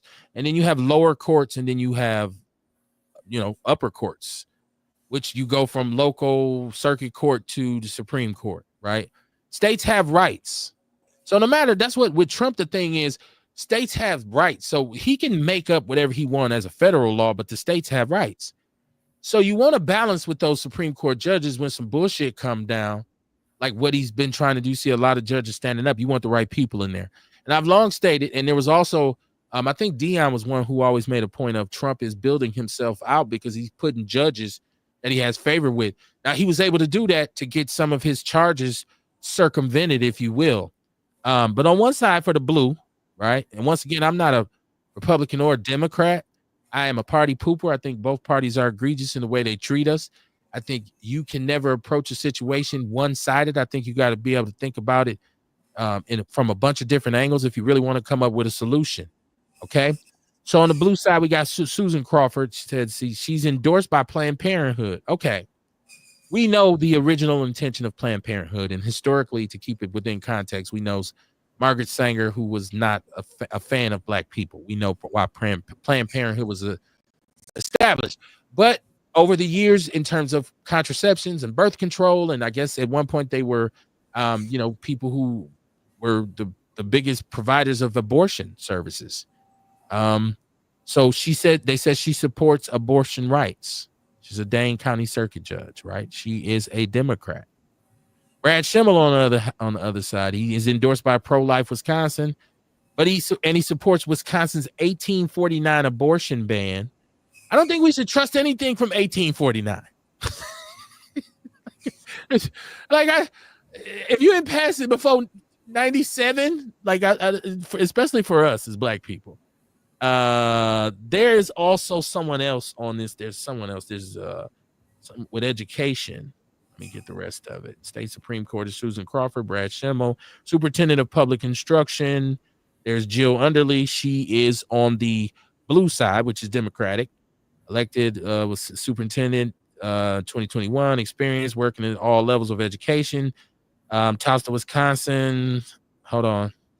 Touts that Wisconsin schools have the highest graduation rates in state history under her leadership. She opposes using the taxpayers for money for vouchers. Okay, she's endorsed by the teachers, the union, it looks like. Jill Underly has worked as a middle and high school teacher. Okay, let's look on the red side. Brittany Kinzer, education consultant, former California charter school assistant principal, advocates for more rigorous academic standards. Endorsed by the CFC, Action Fund and Scarlett Johansson. She is the Republican candidate. And then there's a question about the required ID for voting in Wisconsin. Okay. So those are the candidates. Let me get my chat room.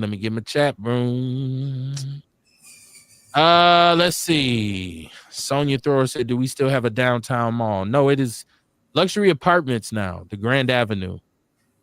Let me see. Oh shit, I got a lot in this chat room.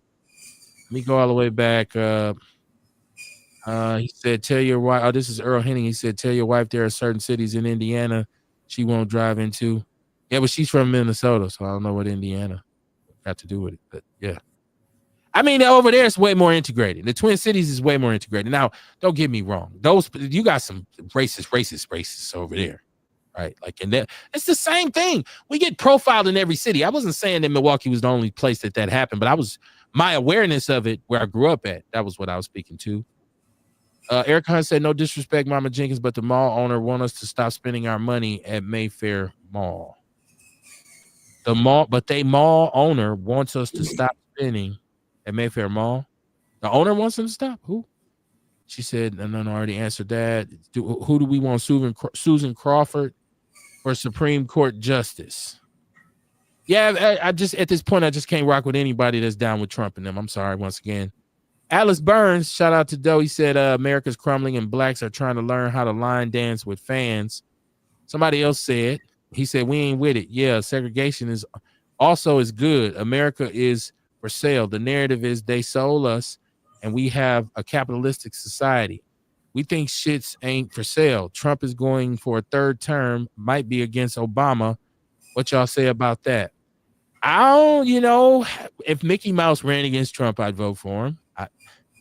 I definitely don't think he should get another term. Like, how far did this go? Kanye could run against Trump wearing that black KKK outfit, and I would still vote for Kanye. That's where I draw the line. I can't vote. Somebody please help Kanye. Kanye, come on, man. He's in the talking points, Kamar. He's in the talking points. Orlando said, not true. He supports the state to make the law on abortion. That's what I said. He supports the 1849 state ban on abortion, Orlando. What are you talking about? Come on, man. Don't come on here with that.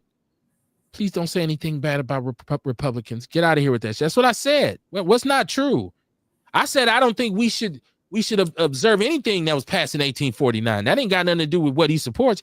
I said he supports that. The state ban on abortion from 1849. We discovered after Trump and them got rid of abortion that was on the books in Wisconsin because abortions had been legal here. Earl Henning said all you can do is what's best for you and the people you love. I agree. Mama Jenkins said, well, DC and the county is redoing the airport. Maybe we would get Al Jarreau singing since he's from Milwaukee, even though he deceased. Holograms. We get an Al Jarreau hologram. We're in this love together. Let's get a Fonzie hologram by the statue downtown. Latasha Coop, she said hashtag Kanye over Trump any day. Yeah, you know what? Y'all go vote for Kanye. I'm cool on. Listen. So you voting for Trump? I know. I will write in candidate, Kamar. Morris Day it is. Okay, you got that. Morris Day it is. Listen, I'd rather waste. So I'm gonna say it. I'd rather waste my vote than vote for Kanye West. There's no way. Well, how many insane people y'all want in the White House? We already got one in there. Well, shit, man, they all insane. Like, okay, Biden, this motherfucker wasn't insane. Like, I mean, that was getting worse than insane almost. He said he supports this process of a statewide referendum on what the law should be. If he supports the 1849 abortion ban, you don't have to break it down for me. You believe that is valid and abortion should be illegal. That's the point of it, ain't it? The fuck you talking about? This must be Orlando on. Orlando, come on, man, with the Republican love making. What's going on? Hold on, man. Hold on, Orlando. Hold on. Where's my... Make sure let me get my phone in order, y'all. I gotta make sure it's All right, Orlando. It still ain't hooked up. Hold on. Now, this is normally the first. My computer is just it's actually intending on embarrassing me every week. I never have a problem with the phone. Orlando, give me a second. Let me hit you right back. Let me get this phone connected. Do. So yeah, man. Let me make sure my phone is hooked up. It's never has a problem because I get he wants to explain. I don't think we need to explain it, Kamara. If we're saying, hey man, he supports it. That's the whole point of it, right? He supports the abortion bill. Right. So I don't know. I don't understand why he needs to say, well, he supports a state referendum. He supports the shit. But that's the buck dancing part, though. You know what I mean? That's where you hit start me now. throwing it off to something else. You know what I'm saying? Talking about abortion, and then we start throwing it off on some other shit. You know what I'm saying? Right. The bottom line is that he supports it. We start throwing other words in there. Change the argument to something else. Right. Deflection. I ain't lie on the man. Y'all can hear that, right? Yeah. Orlando, come on, man. I know you love Republicans. What you talking about, man? What are you trying to explain?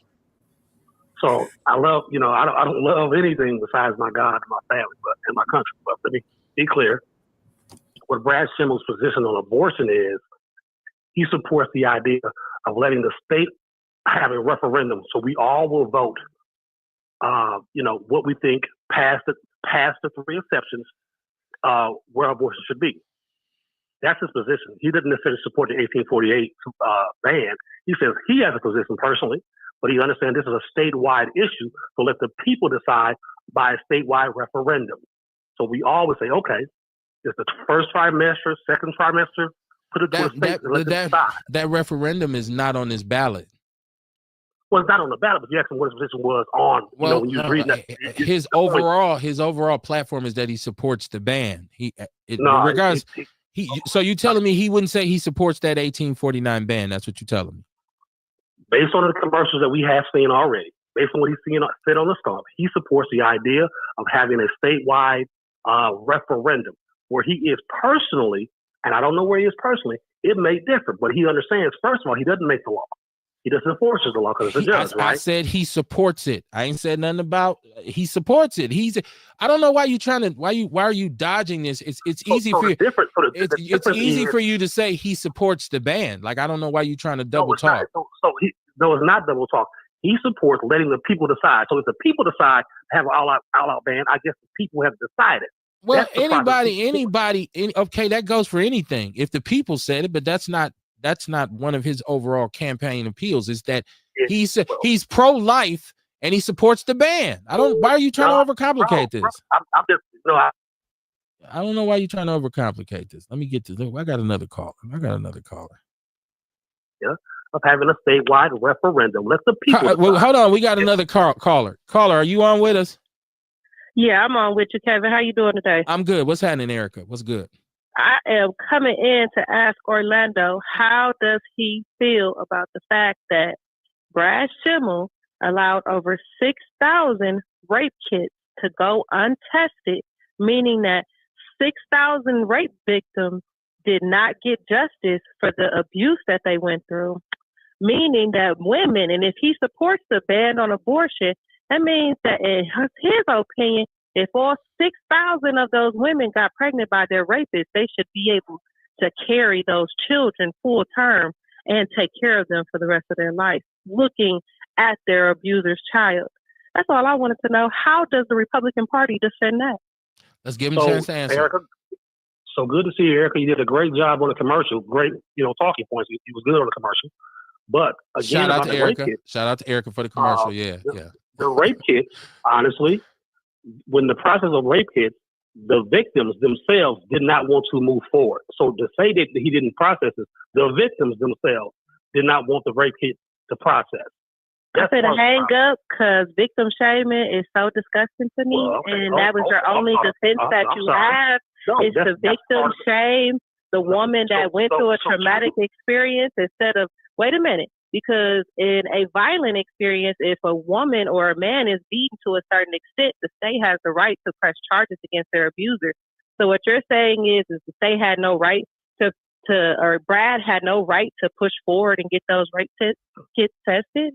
But then after 10 months, 2 years, 4 years of my rape kit just sitting somewhere, of course I'm going to give up. So don't victim shame. So it's not victim shaming. What it is actually giving women the right and the victims the right to see, do you want to move forward with this process or not? Orlando, let me ask you a question. First of all, Erica, how many rape kits was it? About 6,000 of them. So Orlando, you are telling me all 6,000 of those women chose not to move forward with their rape case. That's what you're telling me. So what I'm telling you, first of all, some of the cases he's inherited from the last administration. Can you answer my question? Because you made a statement. You said all 6,000 people that she claims that we don't know that number to be accurate. That's what you said, but you said all the women. So it's kind of like you agreed that it was 6,000, and you said all the women. So I don't know the number, but whatever the number is, how do you know that all of them chose not to move forward, and that's why the kits wasn't processed? So based on his assessment and his testimony, saying these victims did not want to move forward. He said this based on his investigation. Have you researched that? I'll take it what the man said. So okay. So if you lying through him. I just want to make that clear to the people. Because you don't have any facts to. You said that you regurgitated it, but you don't really actually have any fact to back it up. So what I'm saying to you is this: I take the same way, Miss Erica. You want to say she got 6,000 people that was raped. True. You didn't ask her. Well, how many? Do you know how many? That's a good point. I could, Erica. Do you have proof that it was 6,000 kids? You feel better, Orlando? Well, I'm just saying. I did. Well, I know that. Listen, I don't give a fuck about Republicans or Democrats, so I don't mind giving it because I'm not slanted. So that's, like I said, that's a valid point. Is it what truth is it to that? Where's the truth at? Now let me get to the chat room. Earl Henning says, said, baby, what? Oh, he was talking about me with Morris Day. That's my guy. Sonia Thor said, how's the weather? It's spring in Wisconsin, southeastern Wisconsin, lake effect and all that. Sonia Thor said Trump needs to go to jail. Dion said Orlando is a miserable person. He has no valid point. He argues the Republican point of view regardless. We know that about Orlando. Earl Henning said, let a woman do what she wants to do with her body. Why not that? Listen, if it's something that's a moral violation, she has to see God for that. So it ain't your business. Can I piggyback off of something that Orlando said? Hold on, let me just get my chat room first so we can stay caught up. Dion said Brad Schimmel is garbage and he not for the people that look like us. Dion said I wouldn't ask that nigger for the time of day. Mama Jenkins said he supports it and Orlando knows it. Where are the kids at? Now all those motherfuckers should be in jail. Dion said he is a liar and a Republican pawn. He's not to be trusted. Okay, Erica, you said you want to piggyback something Orlando said. Go ahead. So Orlando said that Brad Schimmel supported the choice of the victims to say, hey, I do not want to move forward. That was his statement that he made, right? And he also stated that some of the cases in which some of the kids it predated him, he inherited them. So just for clarity, okay, just go ahead. Content right. But if we use that same logic of Brad Schimmel gave the victims the choice to move forward with the processing of their rape kit, then how come he's supporting a ban that doesn't allow women to move forward in the decisions that's regarding their body? So I've already addressed this, Erica, but I'll do it again for you and the listeners. So where Brad is, where he may be personally, I don't really know personally. What I can tell you, what he said on the Stone speech, and a number of campaign events, he supports a statewide referendum. Let the people decide. He is right now currently. Well, he supports the idea of having a referendum. That's what I would say. And if we're going to talk about, I think Errol Higgins said, let a woman decide. Isn't the victim in this case deciding what they want to do? Are we not, supporting the victim, Erica? If she said, I don't want to move forward. I'm not coming to school no you more. can't really refer to that because you don't have any proof that this actually happened. You would have to show me. Hold on, Orlando, and B, you were thinking, man. Because we don't want to mislead people by throwing out fucking rhetoric that we've heard. You don't have any concrete proof that this was the case. I don't care if he said it. Just like she didn't have proof of the exact number of rape kits. Now, y'all give me a second. Give me a second. You don't have. Give me a second. Let me merge. Caller, you got to turn your device down. What's cracking? How you doing? I'm still here. Do we got everybody else on the line? Hope it's Yeah, I'm here. Okay. Hey, Eric, how you doing? Hey, Di. The only thing I want to take care of before I go to sleep is I'm reading this right. It said, rather than ask legislation for funding to clear the backlog, Schimble forced career DOJ staff to apply for grants with cumbersome federal requirements that further delayed the testing. So instead of having the state pay for it, he apply for grants. And it wasn't it was 9 out of the 6,000 rape kits that he tested. But just on the strength, anything that Trump got a co-sign ain't good. That's just like if you see where it say sell best date after sale. Trump is garbage, dude. And I don't even listen, man. Hold on, Orlando. I'm not gonna go there with you. I'm not gonna go there with you, bro. Let him talk. I'm not gonna go there with you. I'm not gonna go there with you. Tag me in because I got. You know what I'm saying? Because anything that Trump put a stamp behind is pure garbage. It don't make no difference. You understand what I'm saying? So I'm not gonna say Susie, and that's the bad thing about it. We be thinking because Susan Crawford is running against him that she is the best thing since apple pie. No, but what anybody that Trump backs best believe has his ideology, and Brad Schimble has his ideology. So if Trump put his stamp on it, it's sour all day long. You understand what I'm saying? It's sour. Kev, I'm gonna hang up because I got to get ready to go to work tomorrow. I'm not gonna talk to you. I'm not. I know. I will. Thanks. All right. Hey, all right. Listen. Hold on, y'all. Let me get the chat room. I will. Hold on, Erica. Let me get the chat room. Dion was telling me, he was saying in the chat room, he tested 9 out of the 6,000 kits. Earl Henning said, 9 out of 6,000. Orlando Owens, you will not be getting $1 million check. White people only. Damn, that is something. Why did you get a check? I didn't see your name in the article. Mama Jenkins said 6,000 kits. Where are they at? Did they throw them away, or should those motherfuckers? She said they should be in jail. Atlas Burns, once again, what up, Doe? What up? He said a lot of them cases was prosecuted without the kits being processed. Also, that ain't Republican or Democrat. Okay. Foul is foul, right? He said, okay, that was the same comment. So now, Erica, you said you wanted to say something to Orlando, and then I got to give Orlando a chance to pop his shit too. Go ahead, Erica. So he said that he doesn't care or acknowledge who Brad Schimble is personally. He just knows what he keeps saying to the public.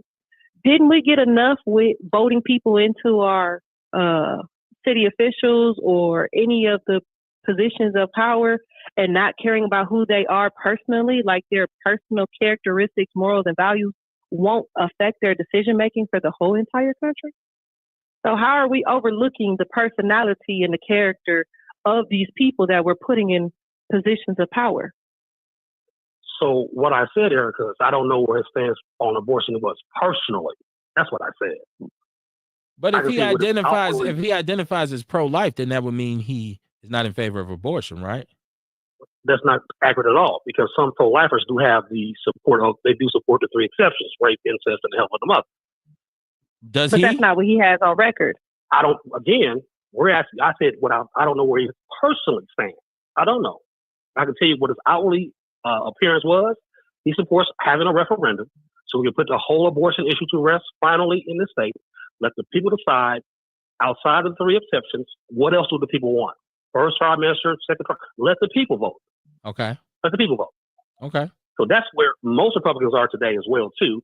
Like, we support the 3 exceptions, but anything outside the 3, let's put it to the referendum.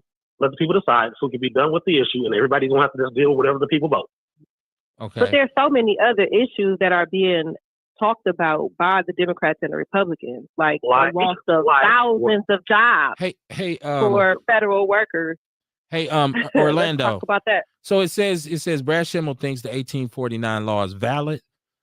As a candidate for the Supreme Court, he's reaffirmed his support for overturning reproductive rights and enforcing Wisconsin's 1849 criminal abortion ban, which doesn't include exceptions for rape, incest, or the health of the mother. Schimmel has said the Wisconsin 1849 law is valid.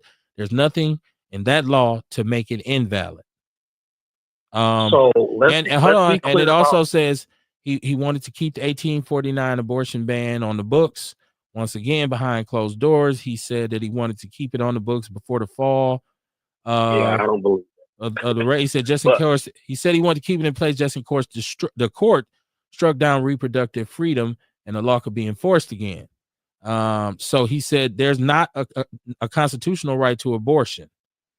All right. So these are all his statements. So I don't know what more you need to understand that he supports it. Hold on, because the discussion or the debate was not about the intricacies and the tangibles or the intangibles of it or the variations of it, or he supports the referendum. But my statement was he supports the ban, and he does. He thinks it's valid. He is anti-abortion, and his support does not include him saying the 3 exceptions like you just said. Matter of fact, he's not even proposing an exception for. So again, I can email you the commercial that he talks about. Please don't send me a political commercial. Please don't send me no commercial. Really, a bought and paid for commercial? You gonna send me a paid for Republican? Come on, Orlando. You are reading a bought and paid for ad by the Democrats. Actually, I'm not. This is his statement. Hold on. Those were his statements, though. How is that? How can that be swayed? That's what he said. He said it's valid. Let me go further. Now, in the legalese of the law, was the law valid when it passed in 1848? That's not. Don't give him context. That's not what he said. That's not what he said at all. Let me go back to my chat room. Come on, man. Stop it, man. Come on. I'm just letting you know Ewok says Orlando is either under a spell or he just hates himself. He's trying to outdo Byron Donaldson, sitting there lying, and he knows he's lying for the white man. Pitiful. Now, I ain't putting my personal Orlando. That's people take shots, whatever. Me and you, we cool. I'm just telling you, you're trying to spin something that you can't spin, especially for me. Because what I said was he supports it. What I said is he supports it. He's called it valid. That's not from a Democratic. That is his direct quote saying he does not believe that abortion he said he don't believe you got a constitutional right to have an abortion. And he makes no exceptions. He's never spoke on making exceptions. So you just trying to spin. Okay, well, I can see you the commercial, but again, please don't send me no commercial. Don't send me no damn commercial. Don't send me no damn commercial. Because you know what I'm gonna send you? You know what I'm gonna send you? If you send me that, I'm gonna send you Mandela Barnes saying his mama taught and his daddy worked third shift. Don't send me no damn commercial. Stop playing with me. All I'm saying, Earl Henny said, hold on, I'm going back to my chat room. Earl Henny said they're not giving black people checks because he said because they say they can only go to the check, cash in place. Oh, he's saying they're not getting none of the Elon Musk checks because they all gonna go to the check. Cash in place. Earl, come on, man. You can't be against us at this time. Oh shit. No, in Orlando, we ain't gotta argue about it. We're gonna move on. We're gonna agree to disagree, but please don't send me no commercial. Do me that. Just do me that one favor. As we move on, I want to go to something else. I want to go to something else because I want to talk about what happens in the springtime in Milwaukee. When the snow is gone, 2 things you're going to see is you're going to see number 1, potholes, and then you're going to see trash, right? And one time I was working for the housing authority, and this was the beginning of COVID. So our task was to go to all of the developments and give them masks and some information, some resource information for COVID. And I was on Sherman. It's actually what is that, Kamar? Not Berryland, but what's the other one? Right on Sherman. What is that? Oh, West Lawn. Park Lawn. Not West Lawn. What is it, Kamar? Park Lawn. Park Lawn. There we go. So I was there, and I was just walking, and cars were driving by on Sherman, which is very busy. Now, in my life, I've only walked on Sherman a couple times. Right, when I went to summer school at Custer way back, this day I was walking. People were driving down the street, straight throwing whole platters of food out the car. I was amazed. Like, it was garbage everywhere. Fucking terrible. And I've also seen, we sponsored, shout out once again, shout out to King Rick, the general, whatever you called him. We did a cleanup on Atkinson from 8th and Atkinson all the way to Capitol Drive. We filled up probably about 7 or 8 trucks full of trash, garbage bags, because we had kids, a group of kids. I think I had 15 on one side, he had 15 on the other side, and it was some volunteers, and we were just walking, and we picked up all this trash. And we cleaned up Atkinson Park and everything. And I drove through there. Maybe a week later, it was garbage everywhere again. So we have an alderman here, Lamont Westmoreland, and he wrote a letter, right? And he talked about, okay, the snow's going, the trash is here. And a lot of people were offended by it because they felt like he was calling out black people. And because he said, how can one side of the city be clean and the other side, where a certain group of people live at, can't be? And people were just offended by it. But if I shout out Vince Toney, who for years has the pickers, the trash pickers, and been going around picking up trash and handing them out, we know that garbage, just people throwing random garbage out, people being willy-nilly with their garbage, overflowing the garbage can, just all kinds of, we know that's a problem in our city. So I don't know who read the letter, I just want to know how people feel about this, because we know it is a problem. It is a problem. And you go in some neighborhoods, underserved neighborhoods, and predominantly where there's a lot of poverty, you see a lot of garbage. We have whoever's dumping the tires right now at the old Ned's Pizza on Villard, that kind of thing. So Westmoreland, and then he had to come back and retract it. And he had to come back and say, I'm sorry. I'm just like, I look at him like Marvin Sapp. Like, I ain't mad at him. People are racist. People do need to take more pride in their neighborhoods. Okay, you said he's a racist. Why is he a racist, Orlando? He's a racist. You know those things he was saying, the 40-ounce bottles and the Crown Liquor bags and the Black & Milds and the wig. That's all racist stereotyping. You know that, Cass. Is it true? Is it true? It's racist. Wait. Is it true? Come on. Go in certain neighborhoods that are predominantly occupied by us. Is it true? I ask you again. Is it true? If your benefit of the people what you say, that how you close your show out, I'm just saying. Well, you can't say that to me. Not him calling somebody out racist. I'm trying to say about the guy. If your criticism of the black community is greater than your country, right. I'm just saying. He's a racist. Okay, so I didn't say he wasn't a racist because I don't know him personally. I'm saying, is that racist for him to call that out, or is there some truth to that? Okay. It's racist, man. It's racist. What? How is it that you calling him out for being racist, for making 80% true statement about the communities that we got going on? People do ride down their street and throw their whole McDonald's bag out of the street. So racist. How is that racist? But you voted for Donald Trump. He's a racist. Donald Trump's a racist. How do you overlook Donald Trump as our president as a racist? But Orlando. Uh-huh. So let's say this, and this is just like, because once again, I don't know if he's a racist. You made an accusation. I don't know that he's a racist because I don't know him, but I know there's a lot of validity and a lot of truth to the fact that you can go in some areas and say, this is fucking horrible. This is disgusting. Like, why? And there are 40-ounce bottles. There are, like, I've pulled up at certain establishments and there's shit in the parking lot. Like, you had to dump your blunt out here. Like, you throw your cup, your bottle. Like, there needs to be a certain amount of pride taken in your community, right? I am the type of person where I will put the garbage on my seat, and then when I get somewhere with a garbage can, I'll throw it in the garbage as opposed to just throwing it out the window. You know what I'm saying? He's on the white man. He's a racist. Okay. Erica, do you believe this is racist? Because if you say something true, I guess you would have to understand where a person's intent came from. I don't know that his intent was to diss black people. Sometimes you got to get your shit shook to wake up. Sometimes you got to say to people, hey, y'all need to clean this motherfucker up. You ain't never went by somebody's house and they said, man, you need to clean this shit up, bro. Like, why you got all this shit in your yard? Like, I've felt it, man. You need to cut your grass or something, bro. Like, your shit looking horrible. Like, am I racist because I said that? I don't know. And if it comes from a white person's mouth, Erica, what you think? Is this racist on the part of the alderman or what?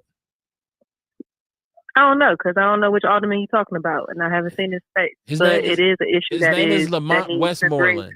I don't know if is he white or black. His name Lamont, so I thought he was black.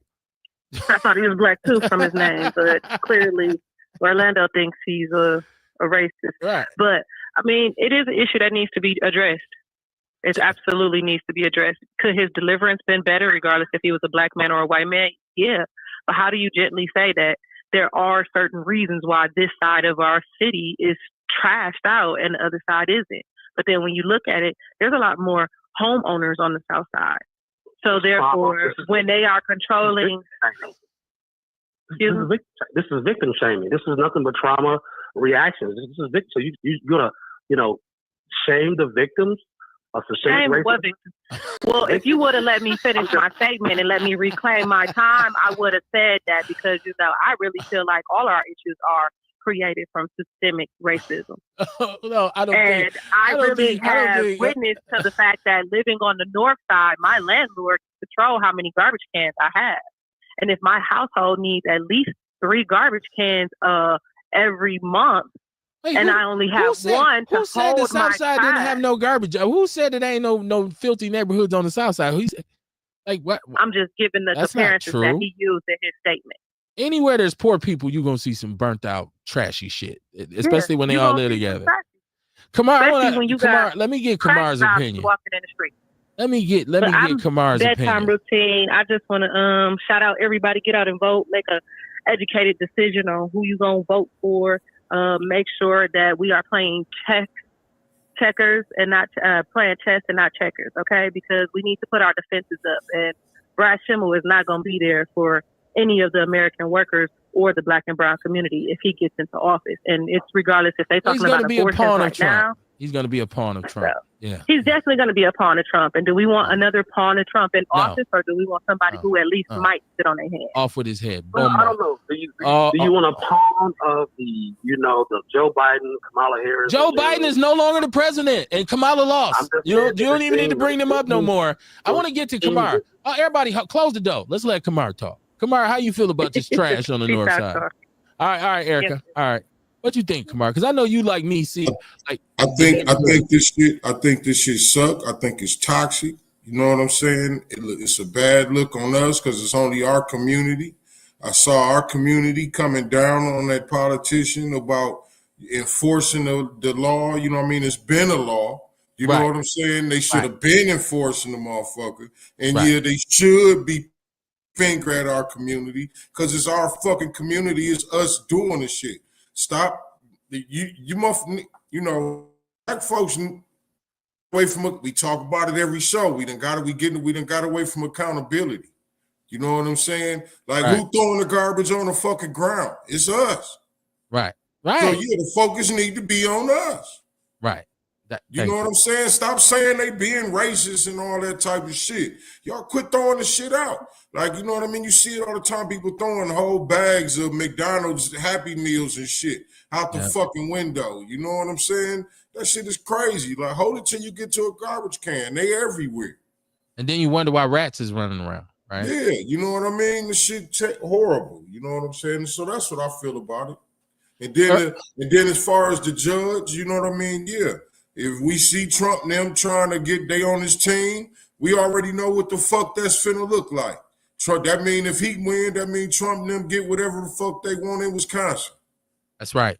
That's right. You know what I'm saying? It's plain and simple. If you don't want no more of that Trump shit around, you need to get out and vote and go vote against that shit. Because see, locally is when it really counts for us. Yeah. States got their own rights. So you got to have, that's why we talk about the importance of the courts. Earl Henning, he said you only see the tumbleweaves on the south side, on the north side. Randy Jones said yes, he is black. Shout out to Sharita Shaw. She says his delivery was tasteless, but he was telling the truth. Yeah, we so sensitive. Yeah, it's my favorite song on that Cube album. The nigga so sensitive. But I got no fucks to give. You know, we real talk. Like black people, we love to keep it real. That's what we say. Keep it real. Keep it real. I'm gonna keep it a buck. Well, keep it a buck then. Because what part do you play? in the downtrodden nature of your community. This is why we speak against people who are counterproductive in the community, but we make them heroes. The drug dealer. Oh man, he was balling. Yeah, he was selling crack to your auntie and your grandmother and your sister and everybody. All right. Let's call it for what it is. Erica Hunt says, say that, Kamar Carter. Tiasha Arthur said he didn't lie. Go to the north side and certain parts of the south side. It's nothing but garbage on certain blocks. Go to the suburbs, you don't see no garbage. Also tell Erica Hunt her statement about there's nothing but homeowners on the south side is false. There are homeowners on the north side and the east side also. I think she said majority. She did say that. She said there's a lot. And on the far south side is a mystery to a lot of y'all brothers and sisters, unless you've really been over there. Just as black as the near north side is, the far south side is white like that. Might be an infiltration of more Middle Eastern people and some Latinos out there now, but yes, it's white out there. This is a city of two different sides, man. One they said that bridge, that was a joke. That bridge is the longest bridge in the world because it connects Europe and Africa, right? That's what they used to say. Let's see. We got Erica Hunt. She said keep it 100. Tiasha Arthur says certain blocks. Okay. So yeah, even if he was a white man and he said it, I'd be like, oh yeah, shit, it is dirty. I mean, there's some places that I literally drive through and I say, oh, this shit is horrible. You know what I mean? And I think one of the causes to that is because you no longer have the amount. I'm speaking in areas that are probably higher in poverty. You don't have the block clubs and the homeowners who want to say, hey man, let's clean this shit up. Because if we all own our homes, Kamar, or if a majority of us, it's like the neighborhoods here where you got a lot of black homeowners. It's not dirty. Because they'd be like, nah, man, we got to clean our neighborhood up. They'll come and tell you. You got neighbors who, man, you need to cut your grass. You're making all our shit look bad. Matter of fact, if you a man on a block and you live by other men, you keep your grass cut, right? You see him, man. Listen, we do no mow May in my neighborhood, right? Where they say don't mow the grass, for the bees and all of that. If I'm first cutting my grass, you're gonna see 7-8 other dudes. Cause wifey done probably gotten your ass. Like, I think is it still May? Maybe you should cut the grass. I mean, that's what we do. It's like shoveling your snow. I expect for you to get your shit handled because I got mine handled, right? Like, so it's just one of those things in a neighborhood, but there is no common unity in some of these communities because quite simply the people don't own it. They have no vested, they're not invested. They don't, it's like, I'm not gonna be living here anyways, So this ain't my shit. I had tenants and I know they said a lot. This ain't my shit. It don't matter. I ain't gotta fix it. So, but yeah, I don't think this is racist. I don't know if Orlando's still with us. I don't think this is racist. Orlando, we just voted you off the island, bro. It ain't racist.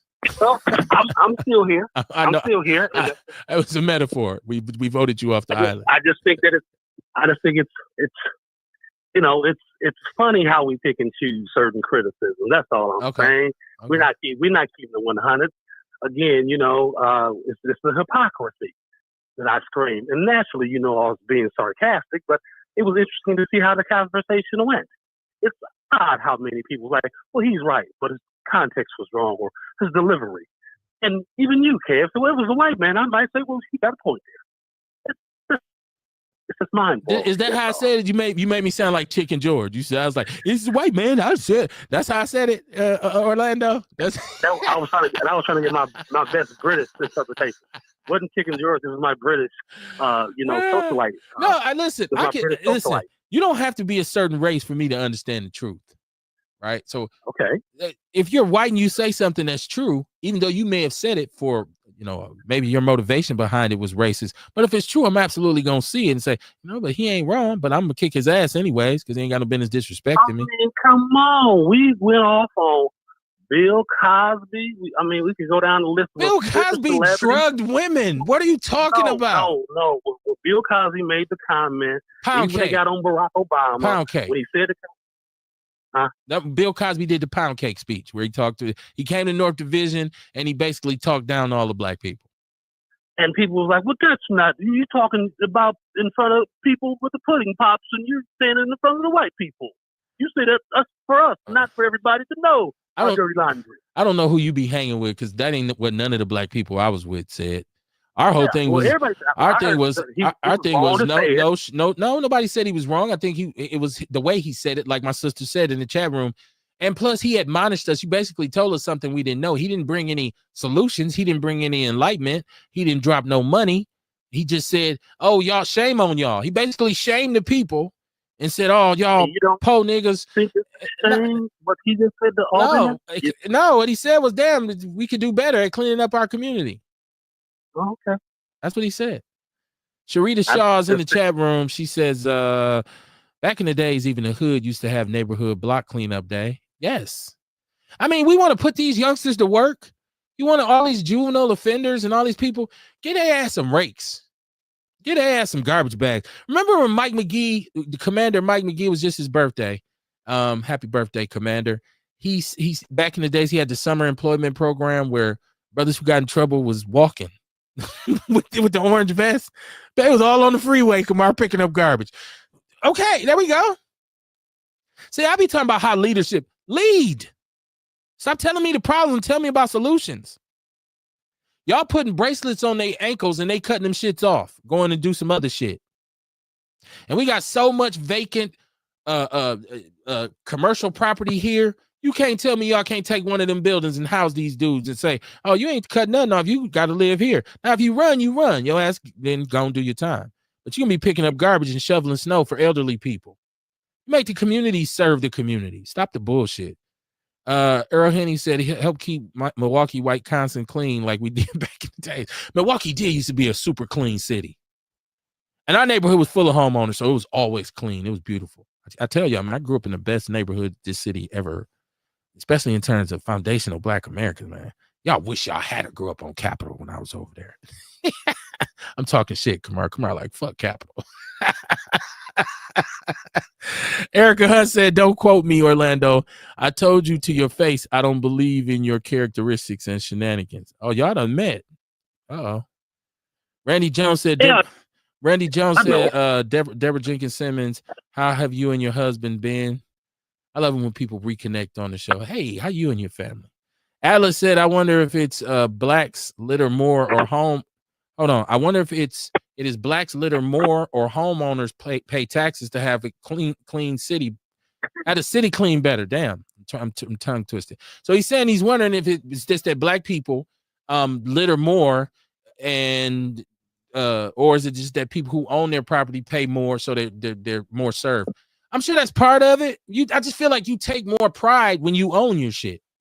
And if you were a group of individuals, you say, "Hey, man, like, you know, if we all fathers and we all got kids on this block, we concerned about what happens, and we gonna converse."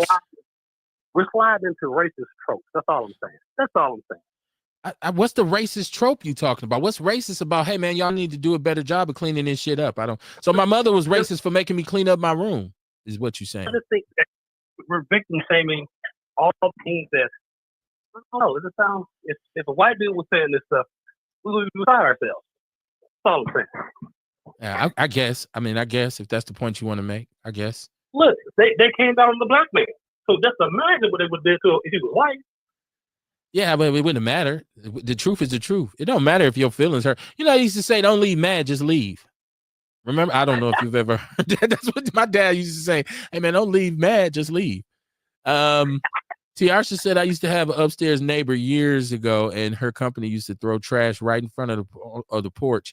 And I told him to get it up and throw it away in her house, or go back and throw it away. She said, I had to tell her, don't let her company disrespect where she lives, because she can't go to theirs and do the same thing. So sorry, but not sorry. He didn't lie, and he said it correctly." Erica Hunt says, "They don't want to house these young people. How they going to charge you for cutting off your bracelet? Or how they going to get you paid if you don't return to jail?" Well, then you go to jail when they catch your ass. You know, look, you ever heard "I fought the law and the law won"? I think that's what individuals need to understand. See, we live in this culture. Yeah. We live in this culture where you got people who want to violate and then expect some consolation prizes. Listen, man. You are supporting the pipeline, the prison.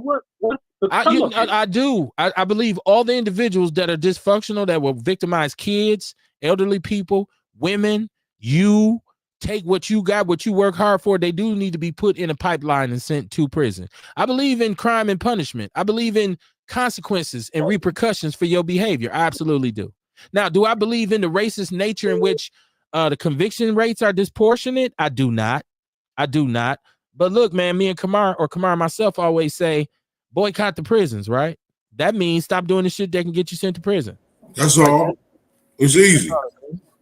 Don't look for no mercy from me when you done went out there and you done did your thing, right? You've been a goon, you've been all these kinds of villains, and you want me to traumatize somebody's grandmama and you want some sympathy. Right. Please help me, right? Fuck out of here. Right. Y'all gotta watch Ali Sadiq, man.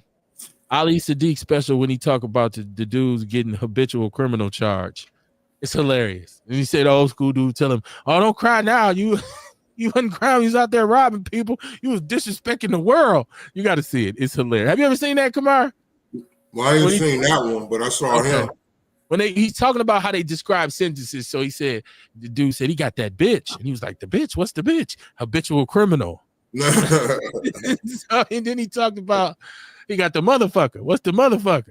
That horse. He got a life sentence. That shit is hilarious. He coming to Milwaukee. Yeah, I see that. I see he's hilarious. If you listen, his stories about being in jail, I've been watching it. I watched them all on YouTube. He's hilarious. Said you should have said it looked like this on the outside of your house. Can't imagine what it looks like on the inside. Right? Mama Jenkins said, Randy Jones, we are all good. What about you? She said, I read her statement wrong. You said they don't want to house these young people. How they gonna charge you? How they gonna charge? Well, you don't got no punctuation. That's probably why I read the sentence. It's funny when people, you read it wrong, ain't got no punctuation. Where the periods and the commas and shit at? That's just one run-on sentence. She said they don't want to house these young people. How they gonna charge you for cutting off your bracelet? Or how they gonna get paid if you don't return to jail? They'll get paid when they catch your ass. That cash register will never stop going. How did I read it wrong? What did I miss? What did I miss?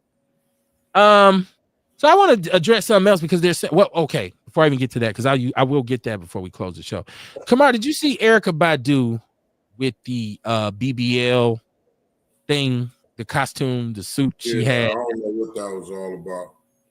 Well, because Erykah Badu never wanted to not make a statement about the BBL culture, about basically women risking life and limb to have these surgeries for ass, breast, stomach flattening, liposuction. And in a lot of cases, we went through the thing where there was people putting all kinds of illegal substances in women's behinds. Fix for flatten shit. Yeah, it was kind of people putting crazy glue and all this kind of stuff. Right. And so she's making a statement about women with the BBL culture. And it is crazy. It is crazy. People are desecrating themselves. Women, sisters, whatever men who are doing it, I'm not, whatever. But because the main thing for me is brothers have to continue to speak to our women and let them know we don't necessarily want that, or we don't. That's not something that I don't feel like that pressure comes from men. Now, women will say, well, because men like women with, round butts and big breasts and all that, it drove me to think I wasn't getting any kind of appeal because I didn't look like that. But if you look like that, you're going to attract a certain element, right? So what you really should be looking for, and rarely do I tell people what they should do, but any individual should be looking for someone who loves you for who you are and how you are. There is no future benefit in dealing with somebody who would say to you, oh, I would be with you if you had this, or if you looked like that. Like you could be my girl if you had bigger breasts. Now, there's some men who might say I'm not attracted to women who don't have big breasts. I get that. But that lets you know, my sister, that that's not the man for you. That's what that means when he says that. It means he's not the man for you. You might like him. Like, oh, but he don't like you. You know what I'm saying? I've always lived by the principle that in life, and then growing up, I've always been a big dude, right? I was always a big dude, right? And I didn't I never looked at it like, oh, this girl's so fine but she won't talk to me. So I'm gonna go lose weight so she'll get with me. I think social media got shit fucked up like that. Yeah, that's what I'm saying. It teaches. You know, I always looked at it like I'm only gonna deal with a person who likes me for who I am. I'm not going. You don't tell me lose 10 pounds and then we can go out. Yeah, I get that, but you know what I mean. Society is a lot more superficial. Where Way more. Like, they see them pictures on there, you know what I mean, and then they look in the like column and it's all men. They look down in the comments, it's all men. You know what I'm saying? But like they don't think like those are like the thirsty men. Those are the predators. You know what I'm saying? Those the motherfuckers that just want one thing. And then they start thinking that all men want them type of women. So they start trying to fix their bodies to look like what they see on TV and social media and shit. I feel like this is what would be happening. You know what I mean? Because see, so now they start feeling like men like this shit. But then when men say they don't like it, well, then now you can't tell me what to do with my body. I love myself, and all this crazy shit start coming out the can. Well, I have heard a lot of women say, I didn't do this for no man. Which is bullshit. When they say I did it for myself. Bullshit. Well, no, hold on, because maybe there's some truth to the fact that she would feel better, Kamar. About what? If she looked different. Like, because let's be honest. Why does she want to look different? There's some people who are just not happy. They say, I wish if I had the money to make improvements, I would. It's like somebody getting their teeth fixed. Healing is in the word why, right? So why did she want that? Why did she think like she could be better because of this? Like, what was she trying? She's not happy with herself. Well, she's not happy with herself, she's saying. That's the problem right there. I wasn't happy. Well, people are not always. Well, that's the problem right there. We could dodge it all we want. I don't know that that's wrong for a woman to say that. We could dodge it all we want. You know what I mean? But then that's self-work come in there. You know what I'm saying? That's where the self-work come in at. When we start working on ourselves, looking at ourselves, getting happy, being content with ourselves, and understanding we are who we are for a reason. And you know what I'm saying? And I'm still special. I'm special because of this. I'm special because of that. And it ain't, you know what I mean? I just feel like all of it comes from insecurity and not, you know what I'm saying? Tell me this. Like you said, she didn't feel good about herself. That's an insecurity. Tell me this. So say we got a woman, right, who has really invested in, okay, I love myself. I'm going to make sure that I set some goals. I get some things accomplished. I love myself. I don't allow people to mistreat me, but I believe in treating myself. Now, I'm saying this because this is actual factual, which some women turn a certain age, right? And biologically, as we get older, shit droops, right? So women say, oh my God, my breasts were once perky and now they're sagging and I don't like it. And I believe in doing the best. Now, this is all in the mind. I believe I deserve whatever I want. I believe like I feel like I deserve. If I want to go get a little alteration and pick them up a little bit, this is for me. I can understand that. However you look at it, it's an insecurity in there. It might be, but I'm saying I don't know that this is because we all got insecurities about something. Exactly. Right. That's why it shouldn't be such a big problem because we all got them. Okay. Like, you know what I mean? A lot of people like to not look at that type of shit, like to not look at their insecurities. They'd rather cover them, and it's a reason why they come up because they want other people to see them in a certain kind of light. You see what I'm saying? Everybody has them, right? We could do this all night. Everybody has them, right? Like everybody has an insecurity. Yeah, I got them. Right. So, okay. So let's start with us because I ain't finna go put no wig on my head. Oh, you wouldn't. Because I'm bald headed or something. You know what I mean? You wouldn't. Right. And then the people that would, like, you just ain't happy the way life is progressing with you. So bald head women shouldn't wear wigs. If she want long hair, she shouldn't wear wigs. There's an insecurity in there with whenever you alter the way you look, there's an insecurity in there. If your teeth fucked up, go get your teeth fixed. Because you're insecure about your teeth. All right, but don't forget to get your teeth fixed. That's my point is insecurity. I just think it comes with being a human. I'm not saying it's not insecurity. I'm saying it's not wrong for you to want to address some of your insecurities. It's not wrong for you to say, let me try and fix what I can. Like, if it's gonna help me, do what? To feel better, because it all starts up here. If I feel better about myself, I'm gonna do better. Like, it's a motivation for some people. I'm not saying for you or myself. I'm just saying I can understand how some people mentally can say, you know what? Now that I address something, but it's if it falls like, if you ever address that one, then it's gonna be like, what's next? Like, you got to know how far to go. Like, you get these fixed, and then next thing you know, you got your tummy tucked, then you got your butt done. Listen, it get too easy to fix shit. Right. I mean, just cover it up. There's getting a paint job and then there's getting body work, right? But see, dig this. A lot of people get body work done, and they still don't change the way they eat and shit. And they supposed to change the way they eat. They got to change their lifestyle and all kind of shit for that shit to stay right. So they never address the real issue. You got to address the issue. Otherwise, you ain't going to be a happy person in the end. Watch what I tell you. Sonia Thor said, get a good bra. Wait, hold on. I missed the comment. She said, right, get a good bra. Right. She said, I love myself looking good going on 60. That is invaluable for you to be able to look in that mirror. And I tell people this all the time. I'm a life coach.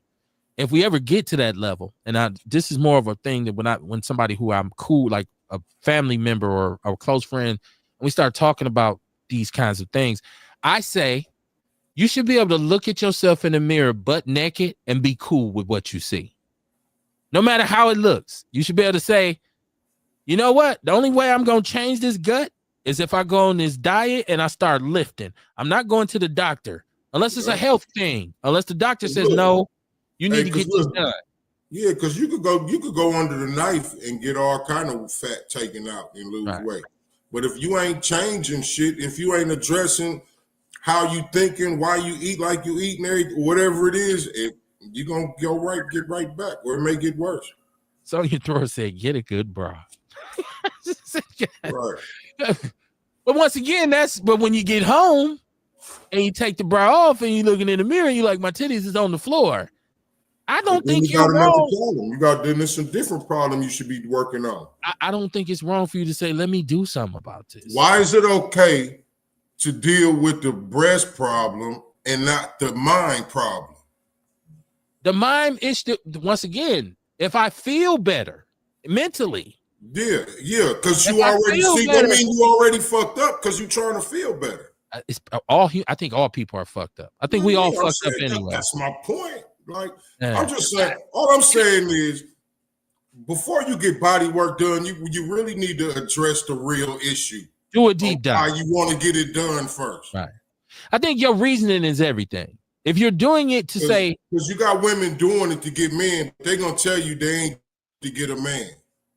Or Kamar, I think they're getting it to try and fit some aesthetic that is unattainable. To get a man, you know what I mean? to get somebody attention or something. Just to be like, I want to be this vision of beauty, but like whose vision are you aspiring to? You know what I mean? Earl Henny said they're emotionally disturbed. Erica Hunt said my back hurt talking about this. Mama Jenkins said natural beauty at 73 is good. Listen, if I make it to 73, I'm not gonna. I'm gonna care always how I look, but I'm not. It's not gonna be that important to me. I'm not gonna be like, oh man, I need to go and get my hair dyed and all this kind of stuff. That's why I don't dye my beard, and like I don't get that. I don't know what it's called that you spray in your barber can spray it in your hair, to give you more, make it look black. It's like paint. I will never get that in my head, and I'm not gonna dye my beard. Like, it is what it is. I mean, I'm of a certain age. So I'm not one of those people anyways. But I got some partners who older than me and they got plenty gray shit and they still dyeing their beards and dyeing their hair and all kinds of stuff. So it all depends on where you at mentally. Erica Hunt says, Sonya Thrower, I grow a little with a good bra. She said, I grow a little with a good bra, but my back always hurting. Mama Sonya Thrower said, because I have a big one. I got it from great auntie. Listen, I didn't mean to kick off a conversation about, bras and whatnot. The whole point is Erykah Badu made this statement, and I think it's great to make a statement to call attention to it, because the one thing is when this happens, when she does this, now brothers like myself and Kamari end up having a conversation in which different perspectives are discussed. So there's an exchange of information. There's an exchange of perspectives. That's how you get to solutions, as opposed to just seeing it and never saying anything. Because who knows what little girl that's super influenceable, and because we're all insecure when we're young, and that's where the damage can be done at, because you really don't know shit, but you get influenced by the wrong shit, and then you start your adulthood off the wrong way. So it's really important for young girls to get that message early on. We ain't worried about no old woman. Look, if she want to pick her saggy titties up, let her do it, man. But it's the young girls that we got to say, hey, don't go and get some put in your body, some false material to try and appeal to somebody who probably ain't gonna love you anyways. But it don't matter what you get done to the body, you're still the same person, right? So you fucked up. Erica Hunt says, did you see what I sent you about this topic? I did not. I'm doing the show. I'm not really in there right now. I don't know. A bunch of people have sent me a bunch of things while the show is going on. That's another thing people don't know. I get so many inboxes while the show is going, after the show is going, comments, people tagging me and stuff. So people are like, you didn't read what I sent you. It'd be a lot of shit. Come on. And like, I look at what's in our Outlaw group, and I'm reading that because you sending videos. Dion text to my phone and send them to my messenger. Everybody, shout out to y'all. Like, people be like, Outlaw Radio, check this out.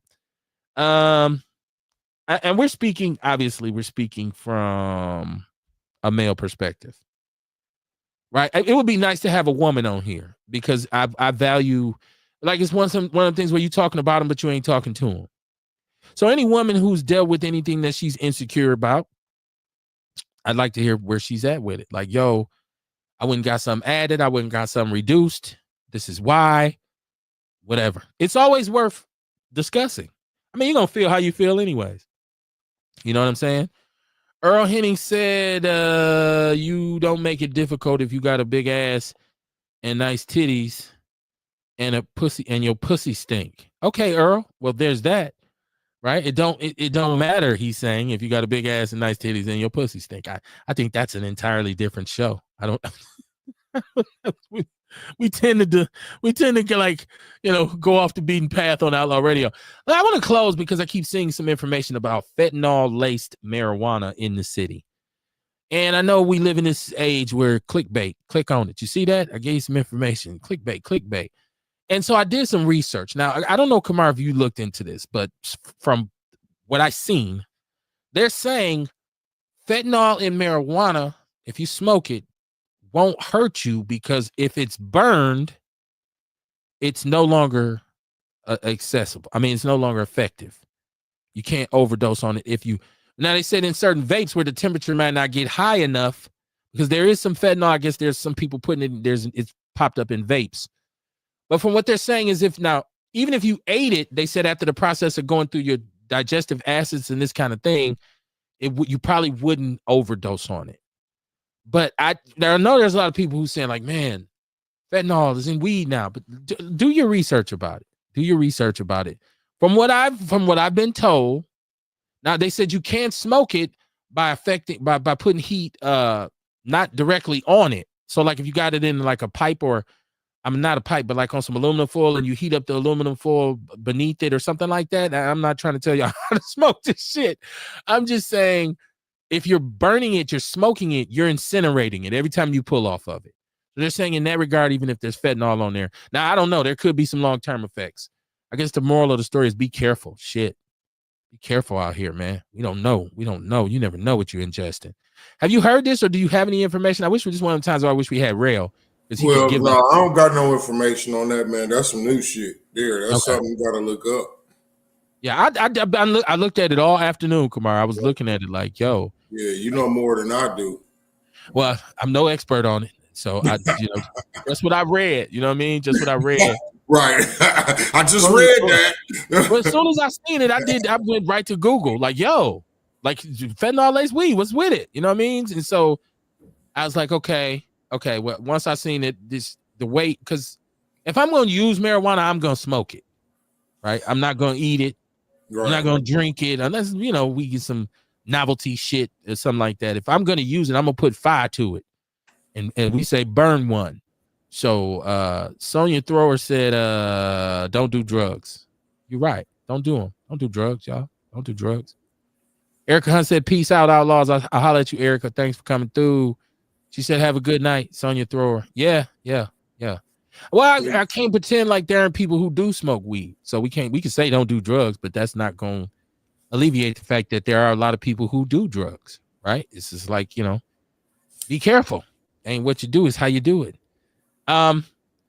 What's today? Monday. So we'll be back Wednesday, man. The weather been doing the most. Switching up on you. It's crazy, man. You wake up one day it's 70 and then the next day it's 40 and it's 30. Like, right. It's like, but this is spring in Wisconsin. This is to be expected. Kamar, what is your advice for people to keep they I know what you're gonna say, but there might be somebody listening tonight who's new. What's people's best? How can you avoid from this weather affecting you physically? Well, first dress appropriately, right?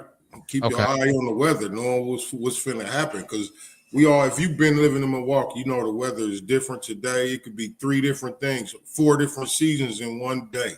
You know what I mean? So keep an eye on that first of all, and then keep your immune system strong. You know what I'm saying? Yeah. Keep your immune system strong. More salads, more vegetables, fruits. You could do some elderberry every day. Y'all know I always recommend sea moss.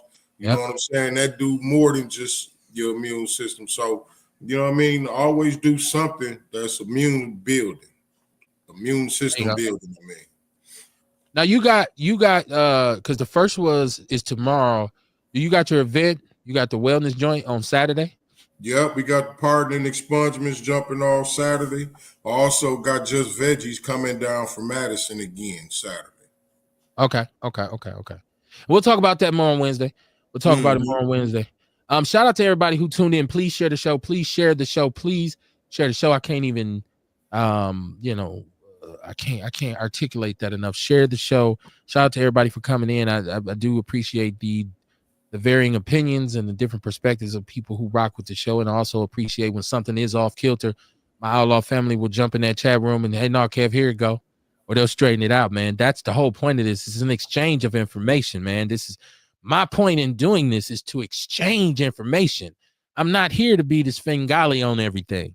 I believe it or not, I don't know everything, right? Surprise, surprise. All right. Well, Andre say peninsula maybe, but I'm no island, right? It's good. We have to converse, man. We have to converse amongst each other, and we gotta learn some conflict resolution skills, man. We got to be able to have tough conversations without going at each other, because ultimately we'll realize that we're not really each other's enemy. It's not us. The problem is that we have been led to believe that we are our own enemy, and we're not. If we just all realize that, look, it's all the same thing. Either we free or we're not, right? Either you're with us or against us. Either you're racist or you're not. There's no gray area. But we get caught up on small details, and sometimes conversations need to be had. That's the point of Outlaw Radio, not nothing else. And Orlando kind of referenced the way we closed the show, the way I closed the show, which, by the way, I stole this, if you will, from Willie D, who said this one time, but I think it's such a profound statement. Now, if this alderperson, Lamont Westmoreland, if he spoke on this and he is not being proactive within his district about addressing the problem with trash, it's got to be more than we're just going to find people. We need to hold the landlords accountable as well. We need to hold people who own things accountable. So the people who don't, then we'll know where the problem is. It can't be when everybody fucked up, it's hard to figure out the root of the problem. You got to plug all those different leaks before you figure out where the main source of the drain is. So if he's going to speak on it, then let's our expectation be for him to champion making efforts to bring down the level of trash in his community. Because if he doesn't do that, then truly, as Orlando said, his criticism of the community outweighs his contribution, and then he himself will be labeled a coon.